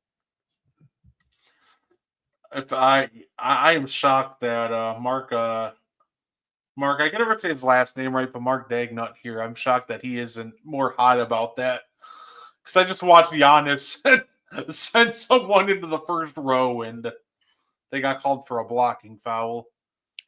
Look, I love Giannis. You love Giannis. I think Giannis, like Shaq before him, is one of the most difficult guys to call. No, absolutely. I think the refs actually do a good job for the most part when it comes to him. Like, I'll give him credit. Is there going to be a foul? Jump ball? Okay. But no, I think the thing with that is he's always in the top half of the league in offensive fouls. So they do call him on him quite often. But yeah, no, he just plays such a physical brand of basketball. He is really hard to officiate. That's what I mean. I mean that because of his style. That he's a physical player. Like in a lot of ways, there's a similarity to him and Shaq, and how because he attacks the basket so strong, there's always going to be a bang bang play at the rim. It's just tough to call sometimes. Oh, who is that? Is that? Oh, looks like Giannis got a little banged up at the bottom of that pile. I'm shocked that the refs did not blow the whistle at all. They blew that thing late. Yeah, that we had some WWE action at some point. Brooke dives in there. I mean, it was bodies everywhere. Yeah. They're pulling Giannis out of the game. That's fair. Check. Oh, no, he's still in. He's just wiping his face off. I thought they're pulling him for a second. Now, Lou Dort is upset. Yeah, he's mad because he's on the ground first, and he's asking the ref, like, wait a minute, 2 different dudes hit the ground after me, and I'm in the wrong? Yeah, I get it. He wasn't happy with people jumping on him because it looked like he was jawing at either Andre Jackson or the ref after that. Which, by the way, it's funny for a guy like Lou Dort to say that, who's one of the most physical defenders in the NBA, but okay. He's interesting because I see a lot of people complain about the physicality of his defense, and I love it, but here we go. I'm a fan. I think he walks yeah, he went right after the ref. Yeah, okay, you deserve that, Tech. Seeing that version of the replay, yeah. Right. He just got up and went right after him. I get him being upset, but you can't do that, Dort. Yeah, he's lucky that he didn't get ejected. Oh. That was a great shot from Dame. J-Dub has such a tight handle for somebody his size. It's awesome. He's very deceptive because J-Dub looks like he's like 6'8". He's really 6'5", but he got really long arms. Oh, Dame with the good look. A little too much on it.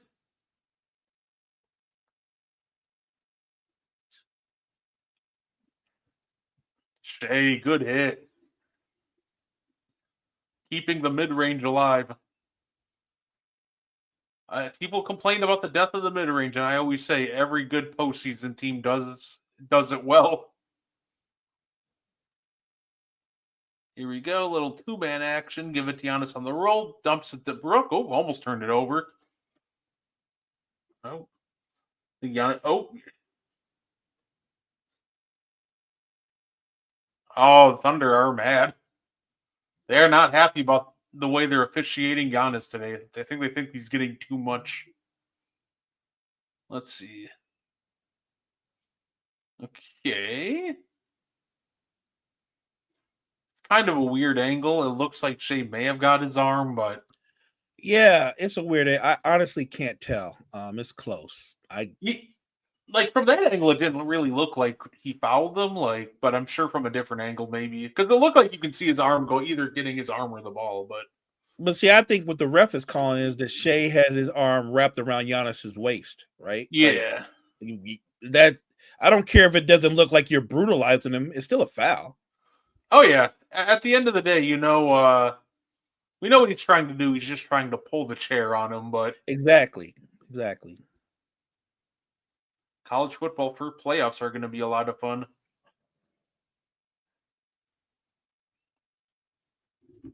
Come on, Giannis. Very good hit. 1 and 2, I'll take it.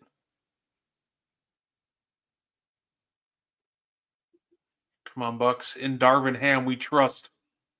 I like that. Oh. Good job, Brooke. Brooke did a great job to stay with J-Dub right there. He did. I'm happy for Darvin Ham, by the way. I am.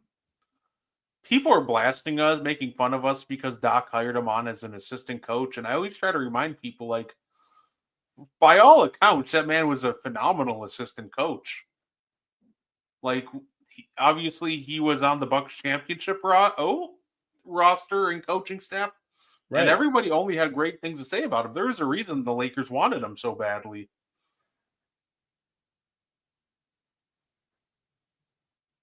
Yeah. Okay. Andre Jackson shot still not falling. I think the Thunder's big issue right now is they're just three balls not falling for them, and it's not like they're hitting a lot of the. Oh, nice. Oh, that's a travel. Oh, they're saying it's tipped. Oh, that was close. I did not think anybody tipped that, but I'll take it.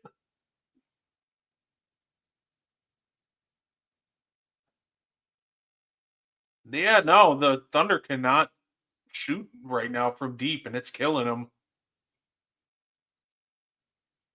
I don't see as much ball moving either. I think they're playing a little too much one-on-one. Mm-hmm. Like, I get it that the Bucks are old and slow, and you can probably get around some of their defenders, but also trying to play one-on-one kind of just plays right into their hands. Like the teams that really like when Brooklyn and Memphis and teams like that beat us, they barraged us with ball movement and player movement, and that's where the Bucks struggled. Oh, Giannis tried to give that to Brook, but accidentally threw it off the front of the rim. Here we go. Shea's going to try to play one-on-one with Ajax. Oh, no, it's now they're swinging it around. Dort 3. Yeah, see, I don't like that. 2 passes and a Dort 3. You can get a better look than that.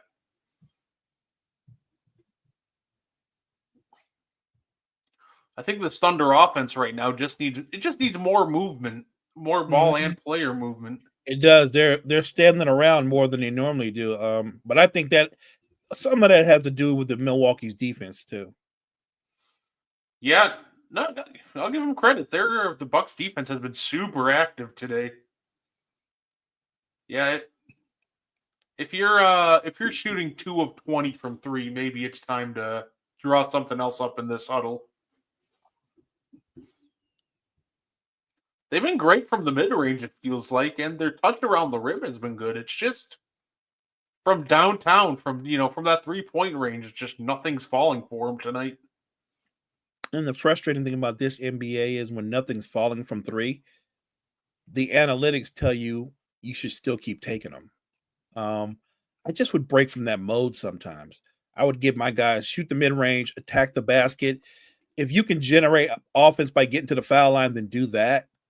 At least that would show that you're being aggressive and you would put it on the refs to make a call. Yeah, no, absolutely. At the end of the day, when the 3 ball isn't fouling, you got to have some kind of counter, and I think that's what a lot of the good teams have. Like a lot of these great playoff teams. Like people talk about the death of the mid-range, but it's like, dude, every single team that wins the finals utilizes all 3 levels of scoring. And that's something that the Thunder just got to learn to do better here. Agreed.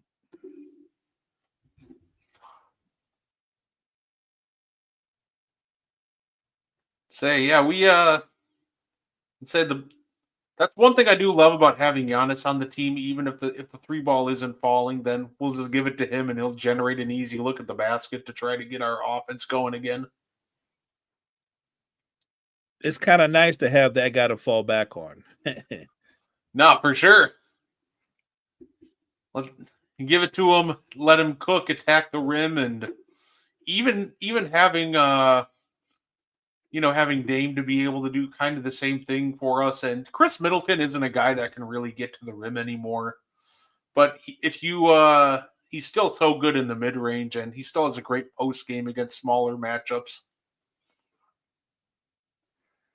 Let me ask you, in your MVP, when you look at the MVP race, you going Giannis, Joker, Shea, or Joker, Giannis, Shea?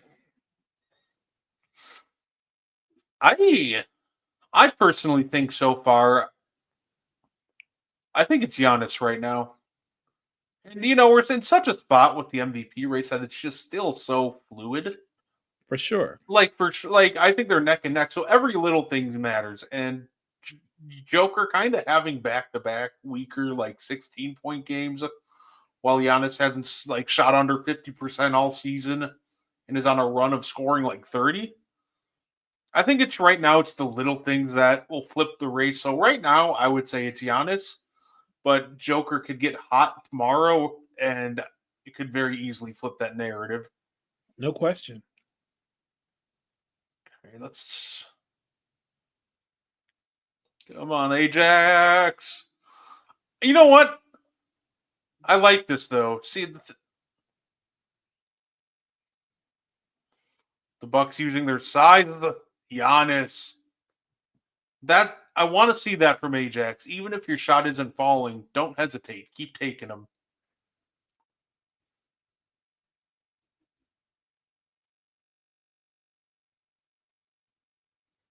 Okay. Oh, Shea just gonna line up a 3. It is good. It's a 9-point game. Here he comes again. Giving it to you. Oh, they're here. Pass and repost. No, go get down there, Brooke. Go get down there. Oh yeah, that didn't hit the rim. See, Caruso's tough. You're not going to move Caruso. He's so compact for being such a small body. You kind of got to let like Giannis or Brooke get position on him before passing it to him. So here we go. Oh, good pass. Corner. Williams way. Oh, Caruso went and tried to go for that little putback.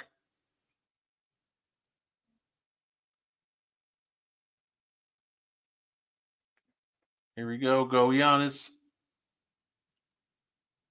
Oh, that's Caruso. I remember one post I saw, Mo. It was like, who would be the best player here? And they had some great like options. It's like, oh, Giannis with Dirk shot was one of the options. Jokic with Hakeem's defense. But the other option that got me, Mo, is like, oh yeah, Shaq with 90% free throw shooting. I'm like, you know what? Jokic and Hakeem combo would be great. Giannis shooting like Dirk would be terrific. But if Shaq's shooting 90% from the line, oh, it's over. It doesn't matter.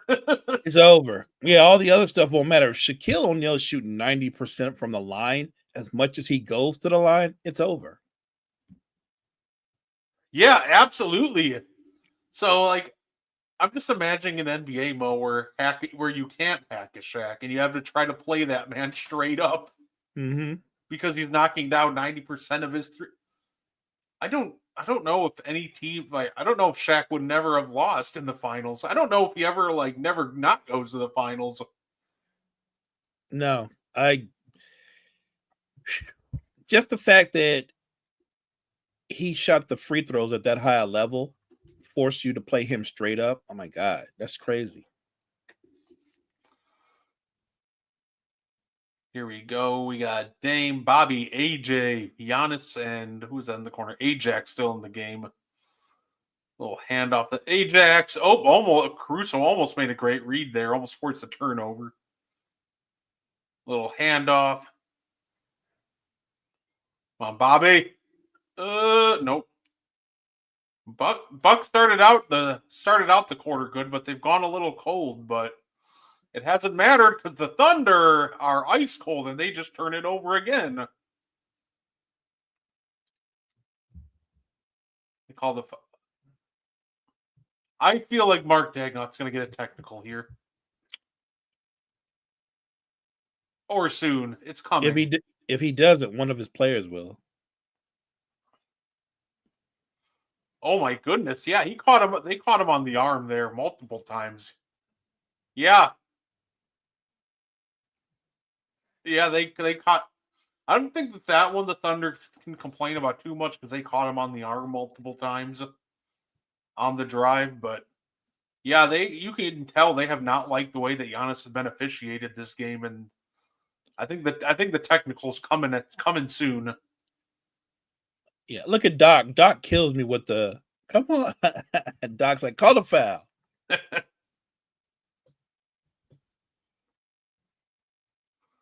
Winning team gets $514,000. Oh.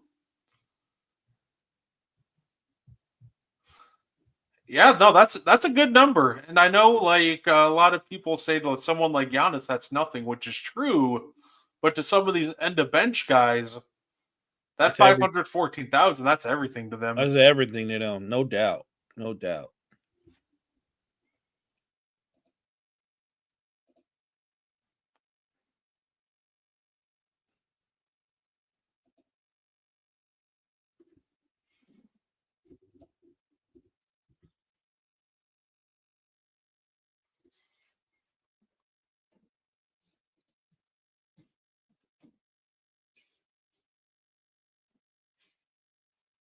Here we go. Pat Bobby 2-man game. Good job, Bobby. Right. Oh, then that's not falling for Jackson. That's also what I want to see more of Bobby too. My issue in 90%. Ooh, 90% of the time when Bobby posts up, he's going to shoot it, and that just becomes very predictable. Him just looking to pass even a little more does wonders for him.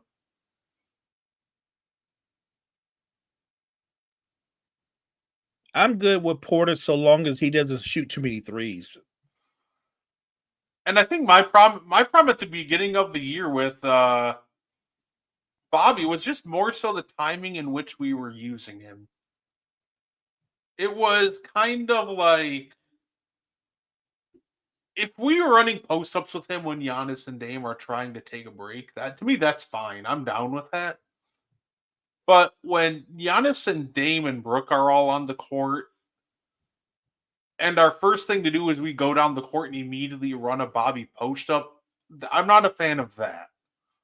So I think big part of this winning streak is we've just picked spots with Bobby better, and that's been huge.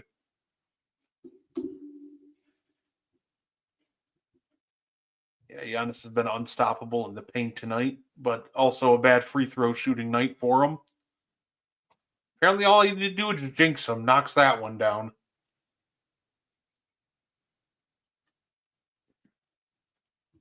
Speaking of Giannis, I checked out his brother's podcast. It's not bad. No, his brother's really smart. I think he's found a niche that he's going to do really well with. He's entertaining, like you said. He's smart. He's insightful. Yeah, I think he's going to be a beast. Giannis with a great second jump there. Yeah, no, and people forget how good of a basketball player like Thanasis actually is, right? Like people forget that Giannis was discovered because people went to see Thanasis. Thanasis originally, right? Isn't that funny? They went to go see him originally, right? And that's how Giannis was discovered. He was at first nobody knew about Giannis, but they heard how great this Thanasis guy was because he was insanely good in Euro leagues, and that's when people started to see how much potential that Giannis had. That's why when people like started making the immediate comparisons of Bronny James to Thanasis, I was like, that doesn't even make sense because you can't even say that Thanasis was drafted because of nepotism. If anything, you could say that Giannis was drafted because of nepotism because people wanted Thanasis. I'm joking with that, by the way, but I never understood when people immediately were like, oh, well, Bronny and Thanasis are similar. It's like, no, it's not a similar situation at all. I think Bronny's going to be a great player. He just had a great 30 ball in the G League. But to me, that was always a terrible conversation. I hope he's going to be a good player. If I'm being real, I don't know what he's going to be because whenever I've seen him with the big club, he's only getting garbage minutes. So I don't know what he is. I know what they think he'll be, but I think that'll develop over time. Yeah, he's starting to looking like he's starting to get more comfortable in the G League, so that's good. Oh, Giannis 2 for 2 from the line. That's big. One thing with Giannis is he tends to be pretty good in the clutch when it comes to his free throws. He normally at least splits them in the clutch, which is always huge for him.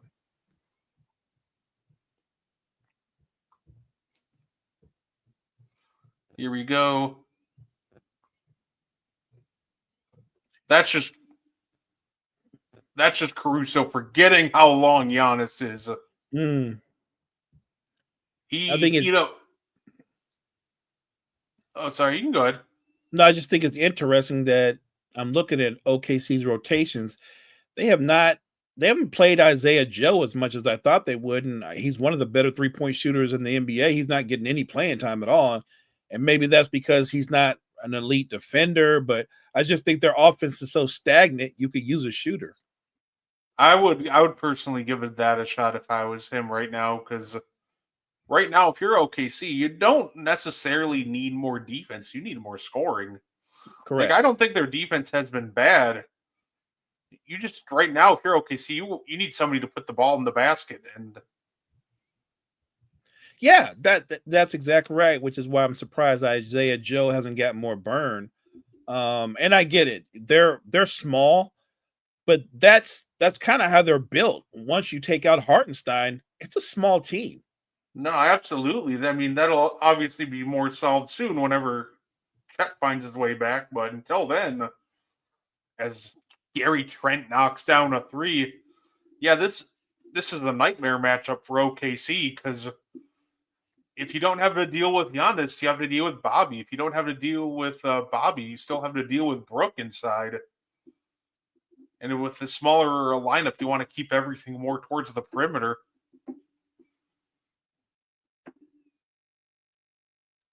And another turnover. Yeah, the way this game is going, clearly Milwaukee's size and physicality has impacted OKC so much on both ends. Here we go, little Dame Brook, 2-man in game. Oh, no, pass it out to Gary Trent. Somebody come get this basketball from him. Dame's got to go. Kickball, yeah.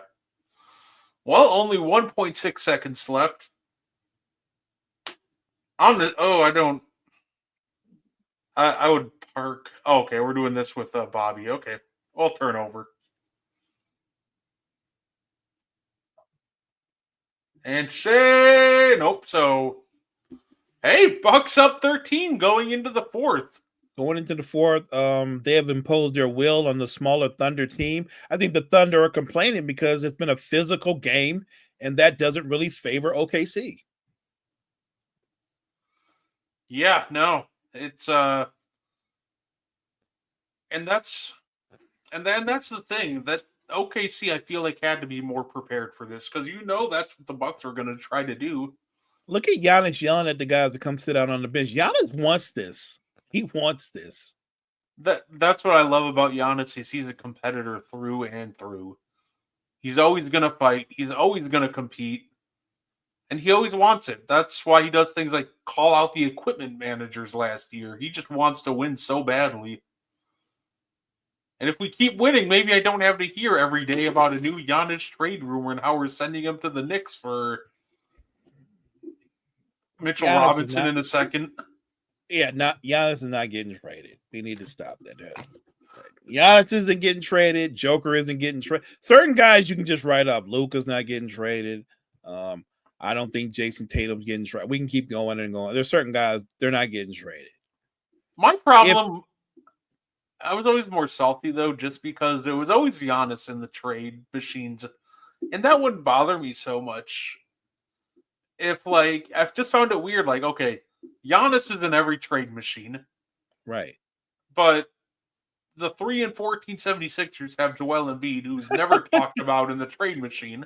I know. Look, you're preaching to the choir here, man. You're preaching to the choir. I don't get it, but at the same time, I'm not surprised because of how Daryl Morey thinks. He's literally going to ride this until the wheels fall off, and they're going to fall off. They are, and you're going to be stuck with an old Joel Embiid, an even older Paul George, and that money is real money. And how do you unload that money?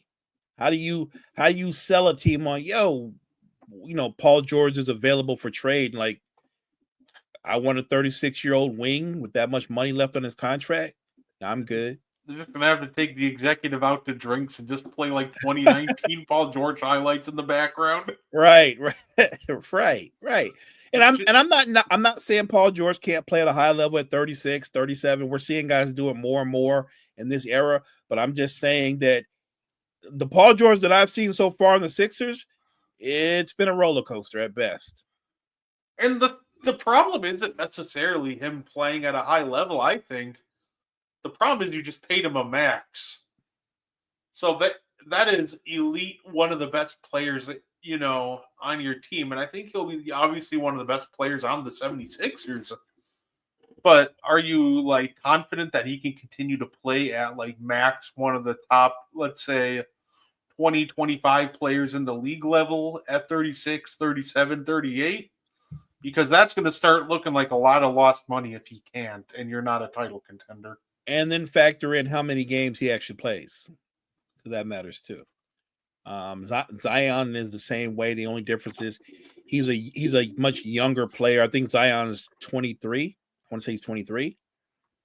But with his body breaking down the way it is, Brett, at what point does David Griffin realize I need to pull the plug on this and get some assets for the future? Because they still have a lot of talent there, right? Like you can make moves and make yourself a contender if you bring in play. You know, you really could. Look what they have there in Trey Murphy. We both like Herb Jones. Like they literally have 2 elite 3-and-D talents on their roster.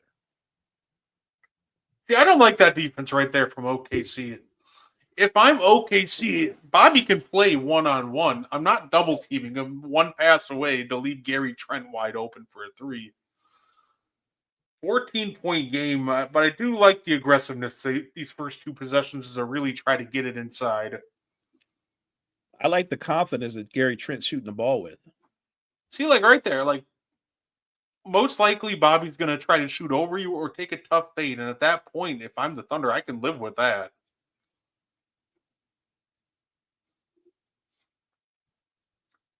Also, slow down a little bit if you're OKC. It feels like they're rushing shots. Like, I don't like the 20-footer with like 17 on the shot clock. Agreed.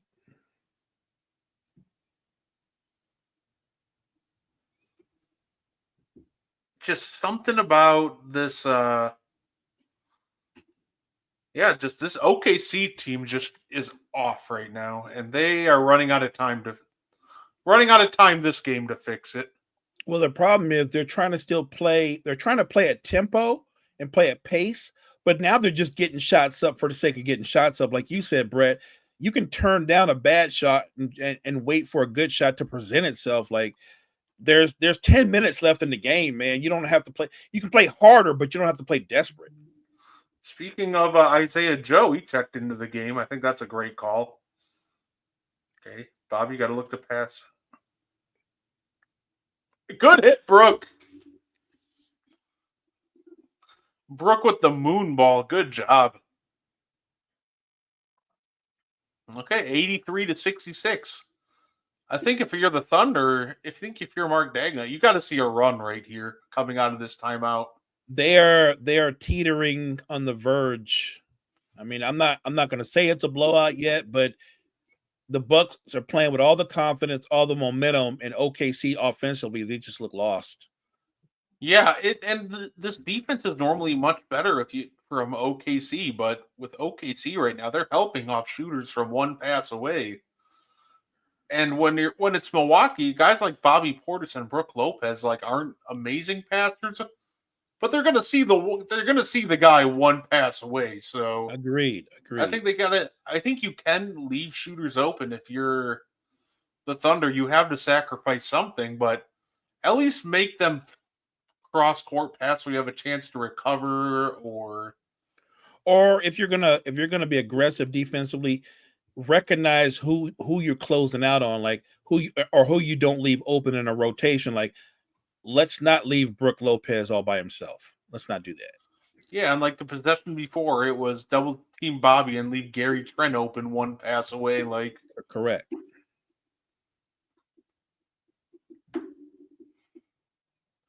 If I'm almost just really, if I'm the Thunder, if your name is not Dame or Giannis, I'm just really not interested in double teaming you. Okay, if Isaiah Hartenstein's out of the game, I might double team Brook in the post, but if Bobby wants to post up, I would just let it happen if I'm the Thunder. And If he starts hitting crazy post fades and turning into 2011 Dirk, then just tip your hat to him. That's all you can do at that point. If anybody doesn't know, I'm a diehard Bucks fan. I love the Bucks, but I'm just a fan of the NBA in general too, and I try to be unbiased when doing watch-alongs.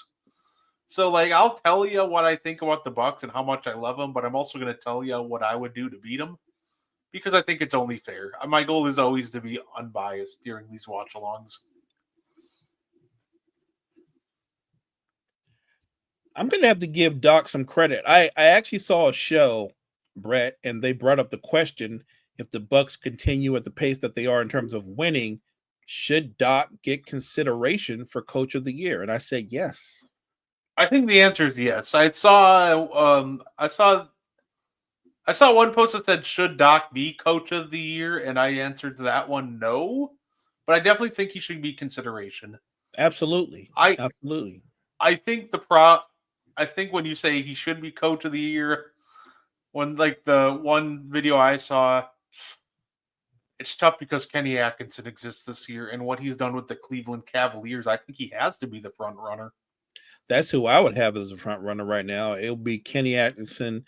I would say that Joe Mazzulla should get some love. I know they're the defending champions, but teams can easily get complacent, but the Celtics are still very businesslike in their approach, and I think that's a testament to their coach.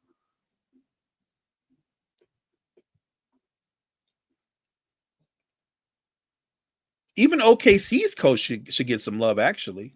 Yeah, no, absolutely. I think he should get some love. I think all the guys mentioned, like Doc. I think if I had to name my top 5, I'm not necessarily in order. Like, this one might be over if Brooks hitting that. Now the Bucks are just running. Yeah. Or they're on a roll right now. But, hey, look at the answer from Isaiah Joe. I think my top 5, and I know for a fact number 1 for me is Kenny Atkinson, but my other names I'd throw in there is Mark Dagnut, Doc Rivers. I definitely think Ime Udoka deserves love. JJ Redick. I'm kidding. I'll give him all the credit in the world. I think he's doing what he can. I just also he's not. It's an impossible. No, you bring up they're not struggling because JJ Redick's the coach. I would actually say that JJ Redick's been a good coach, and you're right. I missed out on somebody who should definitely get some love. Ime Udoka. You're right, Coach Udoka, and what he's doing with the Rockets should definitely get some love. And I think my 5th guy, I'm going to go with Taylor Jenkins of the Memphis Grizzlies so far. That's a good one. That's a good one. You know, I don't try to only pick key players in first, second, and third place, but I think in all reality that, 4 out of the 5 front runners, like, they're getting their teams running. Like, what Ime and Jenkins and these guys are doing have been incredible. Let's see what happened here. Oh, yeah, Bobby got him. Oh, Bobby got him in the face. Oh. Yeah, I was looking at one of the Facebook basketball groups that I'm in, Mo, and they I saw the title. It said most overrated players in NBA history, in my opinion. I'm like, oh boy, because normally these are either really good or really bad, right? So here's this guy's most overrated player. It's in NBA history. Number 1, Tracy McGrady.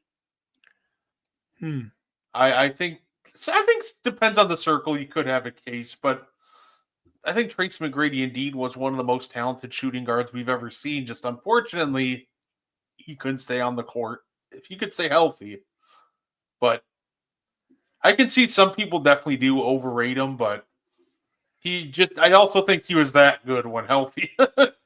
Right. So then I would make the case that if you're talking about from the standpoint of his overall career, then he's probably overrated. But if you're talking from the standpoint of what we saw of him when he was healthy, he was a special player. But yeah, I was one of those people who I'm a big fan of T-Mac. I'm a super fan of Grant Hill. I honestly didn't think. I mean, they're in, and I congratulate them, but I wasn't certain that they should be Hall of Famers. Oh, flagrant. Oh, it looks like he's definitely getting hit with a flagrant. The next name you had in this list, and this is the one I see all the time, Reggie Miller. I Is think he really? I this is like a name I see on a lot of people's list, and it's infuriating because he's definitely not. But How I how also how how is he overrated? Because like, if you look at Reggie Miller's career and you look at his shot attempts, like and I don't have the numbers in front of me, but if I had to guess, for his career, Reggie Miller averages what 15 shots a game. You know what I mean? Like he didn't shoot a lot. He wasn't a no. volume scorer, and they ran their offense a certain way. They played a certain style. He was a great player, but he was never allowed to be a guy that shot 20. He didn't take 19, 20 shots a game. He didn't. He peaked at 15 shots a game, and he averages 12 shots a game for his career. I rest my case. Think about that for a minute. Come on, man. You gotta know the game. The man's taking 12 shots a game, and you're like, how come he ain't scoring 25? Because he's taking 12 shots a game. Yeah, and it's funny because I see a lot of people they try to hold it against him like, oh, the best he's done, making only 3 all NBA third teams. But Yeah, I think saw when that. people talk about accolades, you also have to consider who they're going up against. Like Reggie Miller was never beating out like Michael or any of the top shooting guards in the league for all NBA first team. Like I said, yeah, he's a shooting guard and he used to be going by position. So he's going up against guys like Michael later in his career. He's there for the ascension of Kobe. Right. He had to just when Reggie Miller thought, I got everything I want. We got a really good team. I'm good to go. Oh, here comes Kobe. Right. And he faces Kobe in the finals. I think Reggie Miller is a great player. If you want to tell me he shouldn't be ranked as high when you compare him to other great players, I might listen to that. But to say that I don't think he's overrated. I don't think you can be that good and remember, he's a primary scorer, but he never took more than, like I said, he never took more than 15 shots a game. Let's see, who were the guards that I'm curious on who the guards were above him for when he made these all NBA teams. So okay, that makes sense. Well, the he year had that Jordan Drexler there. Yeah, they first team in '95. We're talking Stockton and Penny Hardaway. Okay. Second team, Gary Payton and Mitch Richmond. That makes sense. Those are great players. Obviously, 95, 96, when he does it again, MJ's back. Him and Penny Hardaway are the all NBA first team guards. Second team, Payton and Stockton again. And then third team is Reggie Miller and Mitch Richmond. That's another name that I think people forget was around too, Penny Hardaway. Yeah. Just in the beginning too. And his third all NBA team, first team, Michael Jordan, Gary Payton. All NBA second team, Tim Hardaway and Rod Strickland. Third, Reggie Miller, Mitch Richmond.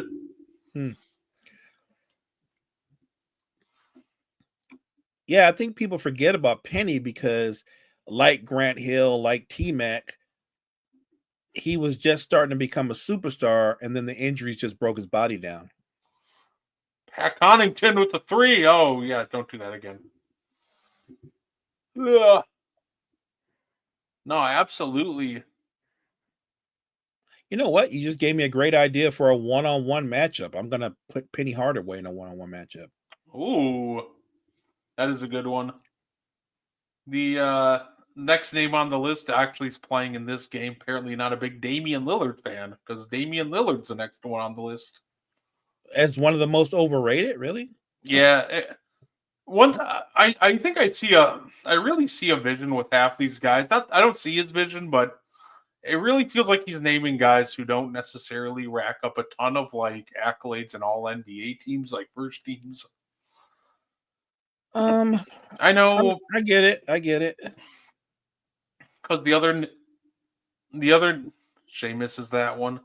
Because like some of the other names on this list, I'll go through the rest of it. The next two are actually kind of crazy. We got Allen Iverson, John Stockton, Chris Bosh, Vince Carter, Bill Laimbeer, Dennis Rodman, Derrick Rose, Stephon Marbury, Joe Dumars, Dan Marley, and Mark Price. It's such a That's a weird list, right? So I'm not sure how Marbury is overrated. I believe he's either a 2 or 3-time All-Star who was a talented player, but he was out of the league when he shouldn't have been. I don't think nobody we know how talented he was, but I don't think that guy. Stephon Marbury is overrated in maybe that guy's mind, but I don't think we don't even talk about him like that. He's not overrated. That was my thought when I saw the name. It's like, who's talking about Stephon Marbury like that? Right. Nobody's talking about him, so he's not overrated. And there was a name that you said that just stung. I forgot which one it was. Was it Iverson or Stockton? Yeah, both of them. Really? How is John Stockton overrated when all he did was the breadth of his career with the Jazz?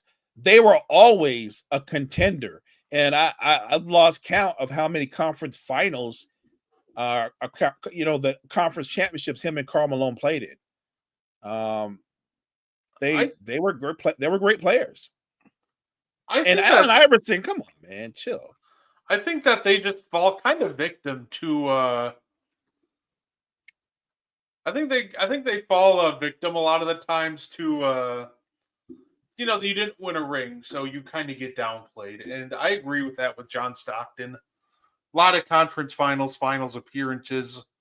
All-time assist leader, but at the end of the day, too many people are just running with the logic of, well, you didn't win a ring, so why does all that matter? And I think that is kind of downplays to what Kyle and I were talking about earlier with why ratings and everything are down. Just continuing to downplay the regular season and everyone's accomplishments outside of a championship is crazy. Right. And I don't think it helps that you disrespect the players that came before you. John Stockton doesn't have a title, not because he's not a great player. You said it earlier. You got to look at who you went through. He don't have a title because Michael Jordan didn't let him have a title. You know what I mean? That's who he had to go through. Clyde Drexler got a title when Akeem Olajuwon, but he could have got one earlier, but Michael Jordan said no. Same for Charles Barkley. Think about the people that Michael Jordan said no to, not just the people that he didn't let get out of the Eastern Conference in general, but the people that he met in the finals. Gary Payton and Sean Kemp could have been champions in their primes. That didn't happen. Now, obviously, later in his career, Gary Payton won one with the 06 Heat. Yeah. But I mean, it's a who's who of people that number 23 said no to. Stockton and Malone, Payton and Kemp, Barkley, Drexler. He started the whole thing off beating my Lakers in Magic's last year before he had to step away. And LeBron's done the same thing to a degree, and Steph's done the same thing to a degree. It happens. Yeah, absolutely. I think the guy who almost got. It's funny because the guy who maybe got hurt the most by Michael Jordan just might be Karl Malone. Think about if Michael Jordan's not around, we're talking about a different timeline where, and I'm not a big Karl Malone guy, obviously, but he did some great stuff on the court. I'll give him credit for that. Yeah. And if without Michael, we're talking about Karl Malone and maybe even the greatest of all time conversation. At worst, he's a top 10 player if he adds a couple rings to his ledger. Right. Without Jordan in the way, I think Stockton and Malone have back-to-back championships, right? Mm-hmm. And more than likely, Malone would be a 2-time Finals MVP, and that would change his whole. I mean, he's going to be he's an all-time great player anyway, but that would change his whole career arc. Like Karl Malone is a 2-time champion and a 2-time Finals MVP. Say, Charles Barkley with a ring. Shaq couldn't make fun of him all the time. I know, God. Him and Shaq, when they go back and forth, the conversation always ends when Shaq and Kenny start talking about rings. No, absolutely.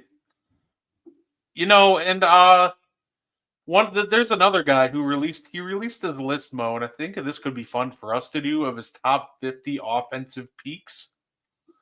I think we did a Okay. shorter version of this, but no, this guy went all in, and I'll give him all the credit in the world.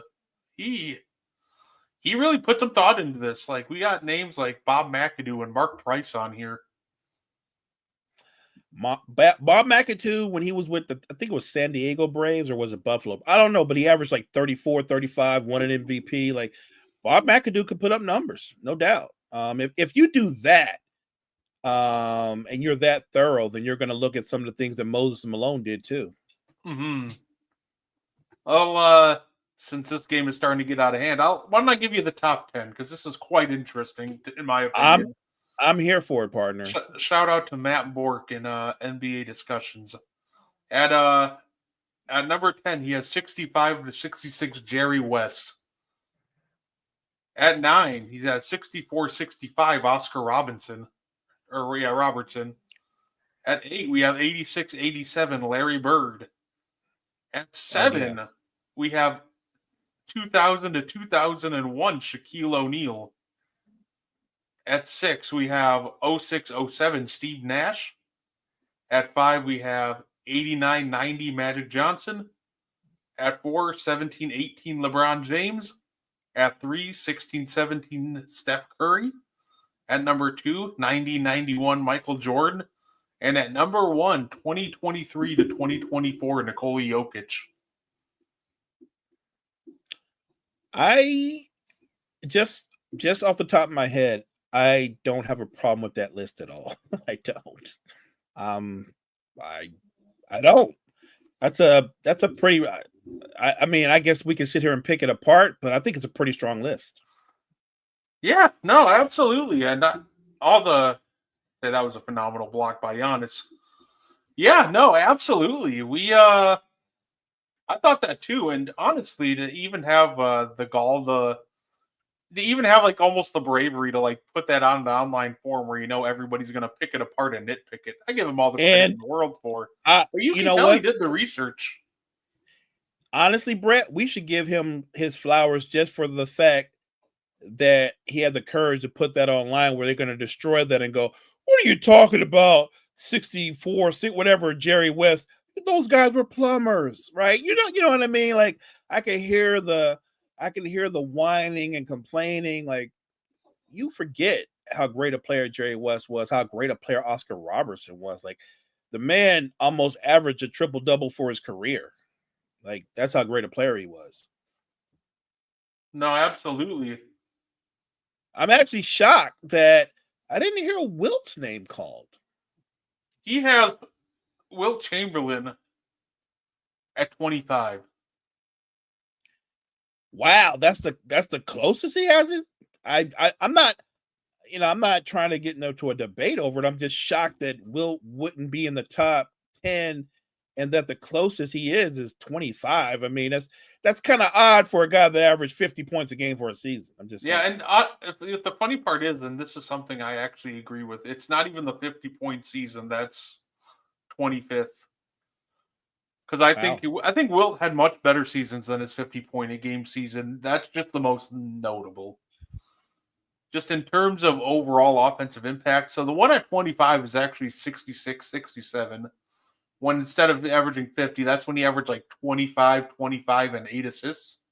Okay. And he led that iconic 67-76ers team. Yes. Okay. So that's the version that he has, and I do agree that that's the best version of Wilt, in my opinion. 25. I will say he probably does deserve to get moved up a bit. Here are the names in front of him. At 24, 75-76, Bob McAdoo. At 23, 96-97, Penny Hardaway. At 22, he has 23-24, Luka.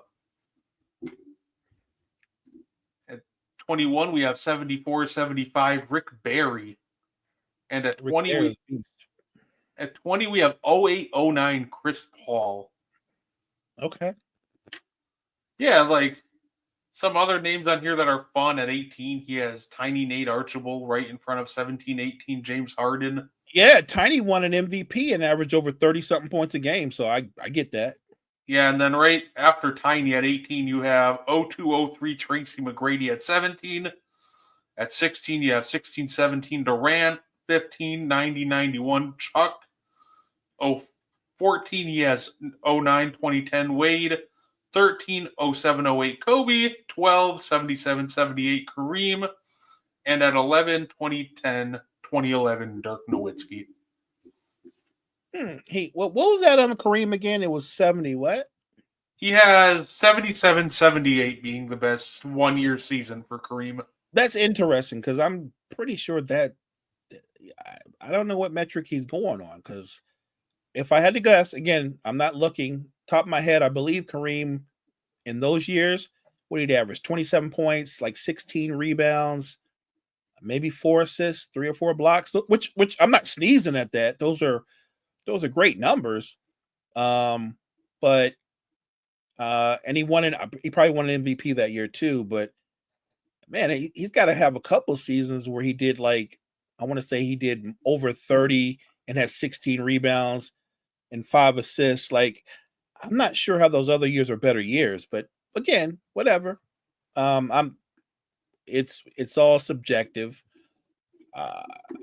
Because I still would say, if you're saying that 1 year that Wilt goes 25 and 25, that the best he gets is 25, I'm just listening to the numbers. If a man gives you 25 points and 25 rebounds, he's got to be ranked higher than 25. No, I definitely agree with that. I think Wilt should be higher.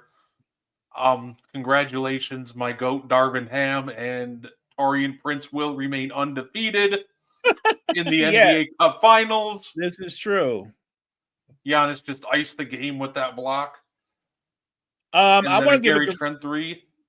Yeah, I want to give a congratulations out to your Milwaukee Bucks, Doc Rivers, Dame, Giannis. They got off to such a bad and sluggish start to turn around, and I'm, obviously this isn't the goal. The goal is to win the championship, but this is a big step on that path.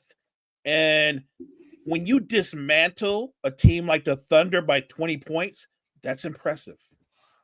Yeah, no, absolutely. When we're talking about, and plus, with the in-season tournament, it's almost like you can kind of, to an extent, simulate, playoff pressure and see how these young guys would perform in like a playoff setting. Because that's kind of what this is, right? Like, you play a certain amount of games and you get into the Cup Finals. It's almost like a kind of a, it's not a perfect way, but it's almost like a little, it's like a fun way to see how well, maybe like an indicator on how these young guys will react to postseason ball. It is, but I just want to be a reminder to you. My team won the Cup last year too, and it didn't really bode. I hope your team has better success than my team had. I'm hoping so. Get downhill. See, as I just saw AJ Johnson right there. You can see the speed that makes him so dangerous. He got downhill really quick. He's just got to really learn how to stop. Yeah, most like definitely. He's fast, but he's got to learn how to play slower. It's kind of like that same situation we saw with De'Aaron Fox and guys when they first came into the league. I'm not trying to say AJ Johnson's going to be De'Aaron Fox, but a lot of these faster athletic guys, the hardest challenge that they have is to slow down. Like right there, he's got to hit that corner pocket for a pass, but instead he just kind of went up and out of control. No, I agree. I'm with you 100%. There are a lot of guys that I saw that came into the league that they almost play too fast. And I'm not just talking about guards. I'm talking about some bigs that you have to learn to slow down. And when you're doing your moves, when you're going into your moves and going with your footwork, so many of these guys play almost too fast that they're their own worst enemy. Oh, we're bringing them onto the court. It's over. Oh, Thanasis was there. That's why we won. We're 8-0 now with Thanasis on. Which means the Thanasis got to show up at every game now. If that man isn't at every playoff game, I'm going to riot. But it is over. The Milwaukee Bucks are your in-season Cup champions. And we know who the Cup MVP is going to be, and it's well-deserved. Giannis Antetokounmpo. Look, like I said, they came in on a mission. I thought they did a great job after the first quarter slowing down OKC, and they made it about half court offense. They also made it about physicality. I thought the Bucks were more physical on both ends of the court, and you could tell because more times than not, OKC was looking at the referees for help. Give your Bucks credit. I just think they kind of manhandled OKC in the paint, and that was the difference. The defense was outstanding. I thought they frustrated Shea a little bit. I think they got the J-Dub and company. I don't know what the final numbers were, but I know OKC was horrible from three. Let's see. Yeah, it wasn't pretty. I think Isaiah Joe hit their third three of the five for 32. Ouch. Ouch. The 16%. For context, the Bucks were 17 for 40% from three, like 43%. So overall, yeah, the Bucks dominated with physicality and took advantage when they did. They play how I like teams to play. Just I know the three ball is important, but the Bucks played from the inside out. Agreed. And I feel like that's just the best way to play offense. Great game. I enjoyed it. I always enjoy the game within the game because between on the breaks, you and I chop it up about a number of topics. But the game, it was a really good game up until the third quarter when the Bucks just broke out and separated and took total control. Again, I want to give credit to Doc Rivers, coaching staff, Darvin Ham, Giannis, his teammates. You could tell that Milwaukee, especially their leader, Giannis, was on a mission. I thought they approached this game the way you're supposed to approach it, like it's a playoff game. You pointed it out. Are you going to approach it that way with that kind of intensity? I think you got the answer to the question. The Bucks came out, punched OKC in the nose, and I just think OKC never recovered. Yeah, you almost like you kind of mentioned it earlier. You almost saw the flaw of analytics in this game where that three ball wasn't falling, and they're just like, nope, we're going to keep shooting them, no matter how detrimental they are right now. Yeah. Even though they were hitting on those floaters and their mid rangers to start. That's why they stayed in for the first half. But they came out in the second. They relied too much on that three ball, and that just came back to kill them.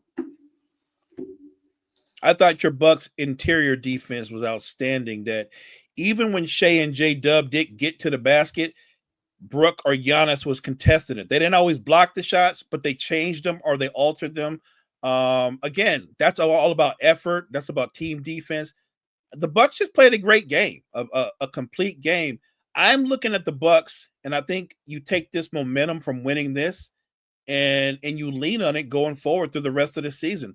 I asked you earlier, were the Bucks, when it's all said and done, do you think they're going to be one of the top three teams in the East? Barring injury, I think they will be. I think they're going to be right there. You're really contending with the Cavs and the Celtics. But I want to remind people it's an 82-game season. Cleveland's in first place right now, but that could easily flip. That's how close it is when you look at the top of the East. Yeah, no, absolutely. And that the thing with the Bucks that I love and also sometimes hate is we tend to play up or down to our competition. So against teams like the Thunder, you're getting our A+ game. We're always going to bring it. It backfires because we run into teams like Brooklyn and Memphis. Apparently, we just get absolutely punched in the throat and never recover. But overall, the Bucks have been rolling. I love to see it. And hopefully this continues and we can just continue to get hot as the season progresses. But yeah, I'd say, is there anything else you wanted to add, sir, before we get up on out of here? No, I just appreciate everybody else that joined us to check us out on this watch along. We love it, guys. We love all the commentary. Appreciate you guys so much. Make sure you guys check out all the great content we have at Wire to Wire Network. Chris and I will be on in the morning show at 9 a.m. Coffee and Sports in the morning. So appreciate you guys and have a good one. Yeah, everybody who tuned in, definitely appreciate it. Thank you, everybody. You can check check Chris and Mo out for the morning show. The next time you'll see us is we'll be back Thursday. Like I said, it's a rare week. We decided to do and one tonight for the in-season cup. we'll be doing Meaty Boys on Thursday. So if you want to hear all about wrestling, definitely check us out on Thursday. You can check me out right before that too on Sideline to Sideline. So with that being said, thanks again everybody for tuning in, and I hope you guys enjoy the rest of your night. Thank you for tuning in to the And One podcast. If you like our content, you can find more on the Wire to Wire Podcast Network on YouTube, Facebook, and Spotify. Want more And One? Find it on Wire to Wire. Like and share our Facebook page, and join the And One Discord. Grab the link to join from our Facebook. Thank you for tuning in, and have a wonderful